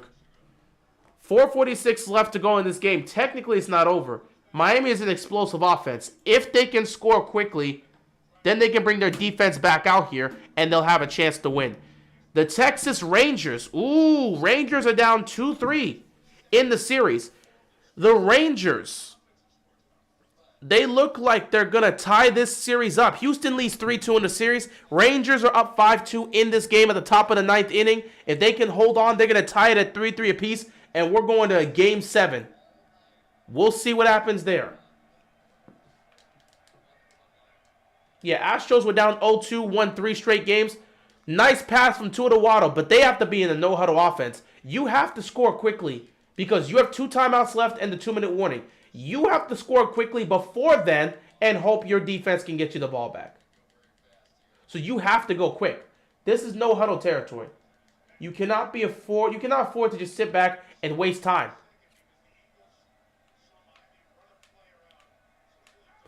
Second down here, Tua takes a snap. Tua steps up and gets sacked. You cannot afford to take those type of sacks, Tua. If the play's not there, get the ball out of your hands. Obviously, this is 4-down territory, but the clock is going to wind. Everybody, get these guys set. You got to get these guys set as quickly as possible. Third down coming up here. 3rd down and 4.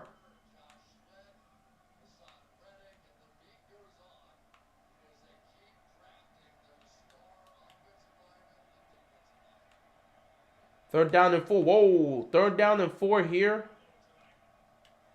Tua's going to take the snap. Nothing's there. Tua's going to get sacked again.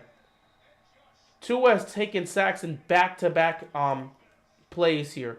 He can't afford to do that. Tua, get the football out of your hands. If it's not there, throw the ball away. What are you doing?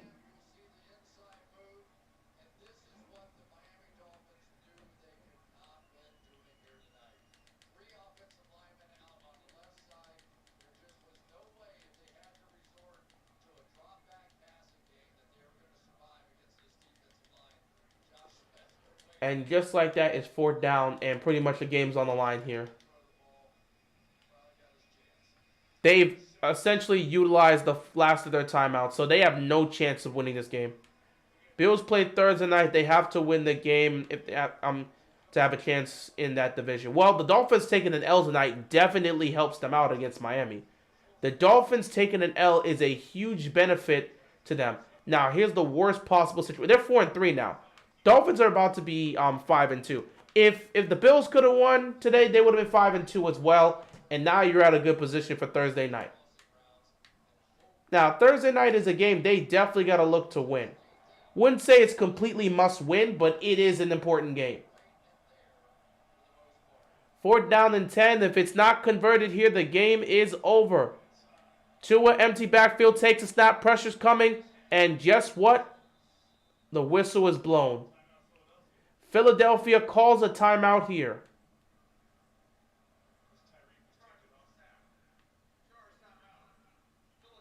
Are you streaming tomorrow night? Probably. I don't fully know. I may be, but I can't fully guarantee it.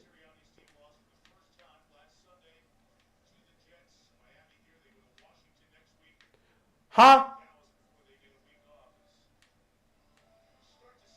I'm sorry. Did you say we got the Eagles next week? All right. So Washington's not doing anything serious. What do you mean they're going to Washington next week? You're telling me we get the Giants this week, we humiliate ourselves against the Giants, and then we're going to go get beat down by the Eagles? Why would I want to go see that?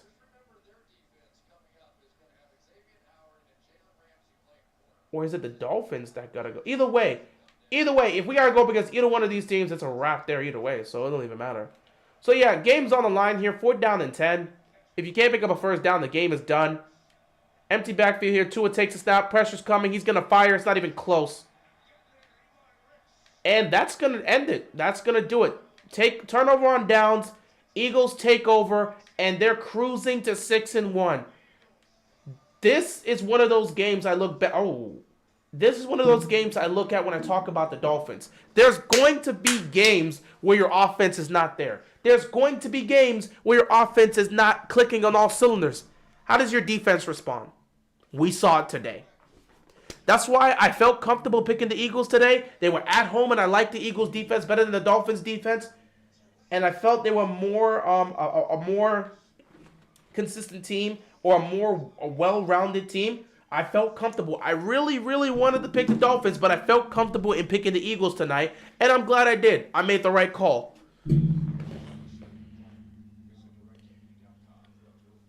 Whew.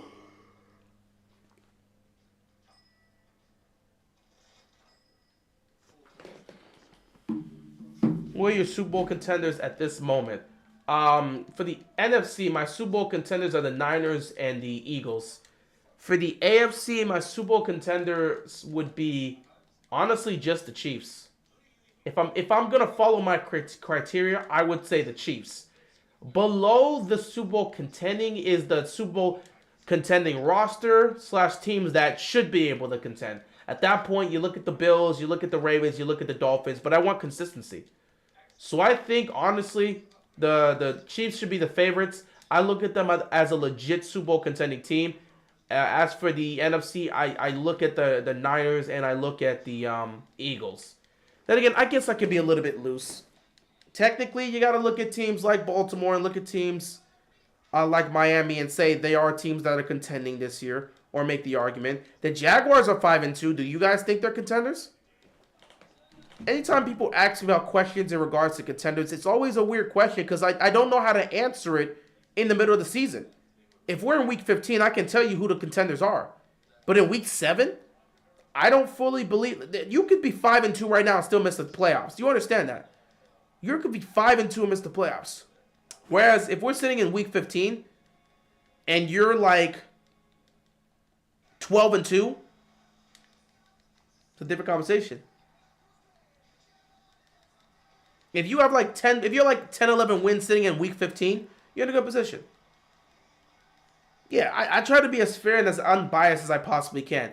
I know who are the Super Bowl contending rosters and the teams that should be considered Super Bowl contending teams. But I'm not going to put them as a contending team because I want consistency. We have considered the Bills to be contending teams for 3 years now, and they haven't gotten close to getting to the Super Bowl. Like your channel name says, you keep it real. Yeah, that's just what I like to do. DeAndre Swift is going to be dropped there, but there's really nothing left to see in this game. The Eagles are going to win.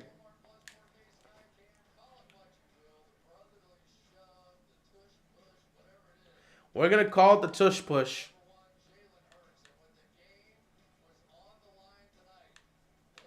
Jalen Hurts with 3 total touchdowns here. He did what he needed to do.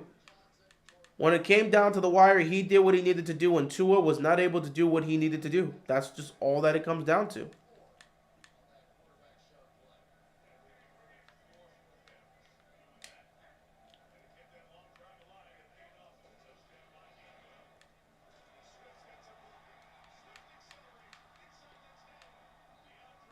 DeAndre Swift was on the verge of scoring a touchdown here. Eagles at this point are getting ready to pour it on.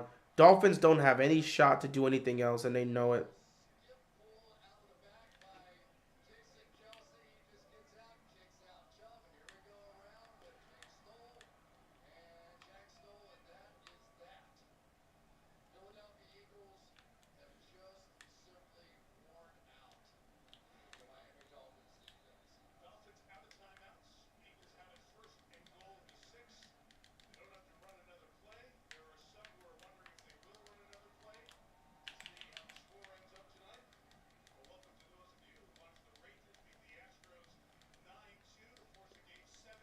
So the Rangers were able to win the game.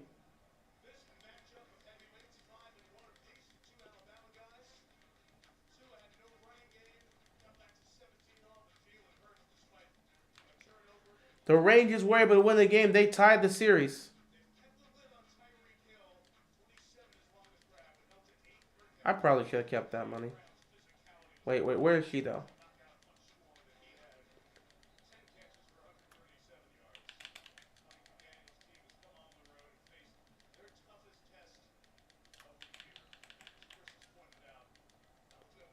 Thought about it. I was like, I could take it back.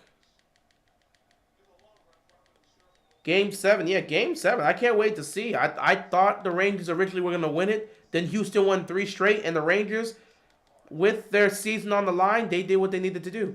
So, of course, 2-minute warning here. Eagles aren't really trying to run up the score. They don't really care about that. They're trying to go home. Hurts gonna take a knee, and we're gonna pretty much run this clock down. So the Philadelphia Eagles are gonna advance to 6-1 on the season. The Miami Dolphins are gonna drop to 5-2. They're still first place in the AFC East. Meanwhile, the Eagles are cruising in the NFC East at a 6-1 record. No one's coming close to them. They are tied right now. Well, right now they're 6-1. We'll see what the Niners do. Niners are also 5-1. Let's see if they can beat the Vikings to go to 6-1. And yeah, the Eagles again. They're not playing their best football, but they're starting to get better and better as the season goes on.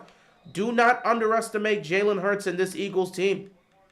However you feel about how they've played against certain teams, tonight was definitely a statement. They went up against another team that was 5-1, a team that we said is potentially the second coming of the greatest show on turf. They went up against that offense, they went up against those weapons, and they came out victorious in their own building. So shout out to the Eagles.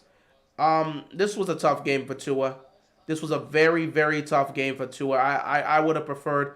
I wanted more of I thought he would have had a better performance tonight. I still had the Eagles winning, but I wanted a better performance from him. Ultimately, he didn't play terrible, but that pick in the red zone ended the game. The interception in the red zone ended this game. With that last knee, the Philadelphia Eagles are going to win this game. They're going to advance to 6-1 on the season. Miami's going to drop to 5-2. And that is pretty much going to damn near wrap up Week 7. We got one more game, Monday Night Football, Niners and Vikings. But everything pretty much is shaping up to look nice. Jalen Hurts and this Eagles offense is still dangerous. They're still great. And they're going to be a serious dangerous team come playoff time. Because when they choose to run the things the way they run it, good luck trying to stop them. Eagles and the Chiefs both 1 seed last year. It's looking to be the same thing this year. Absolutely. Here's the difference, though. I'm hopeful that the Ravens stay healthy. Because if the Ravens stay healthy in the playoffs, if they can be consistent, maybe it's a different result this time. Who knows? We were in the playoffs last year, but we had Tyler Huntley, and that team was still filled with injuries. So the Eagles' second straight 6-1 season start to the season for the first time since the 1980 and 1981 season. So yeah, that pretty much ends it here, ladies and gentlemen.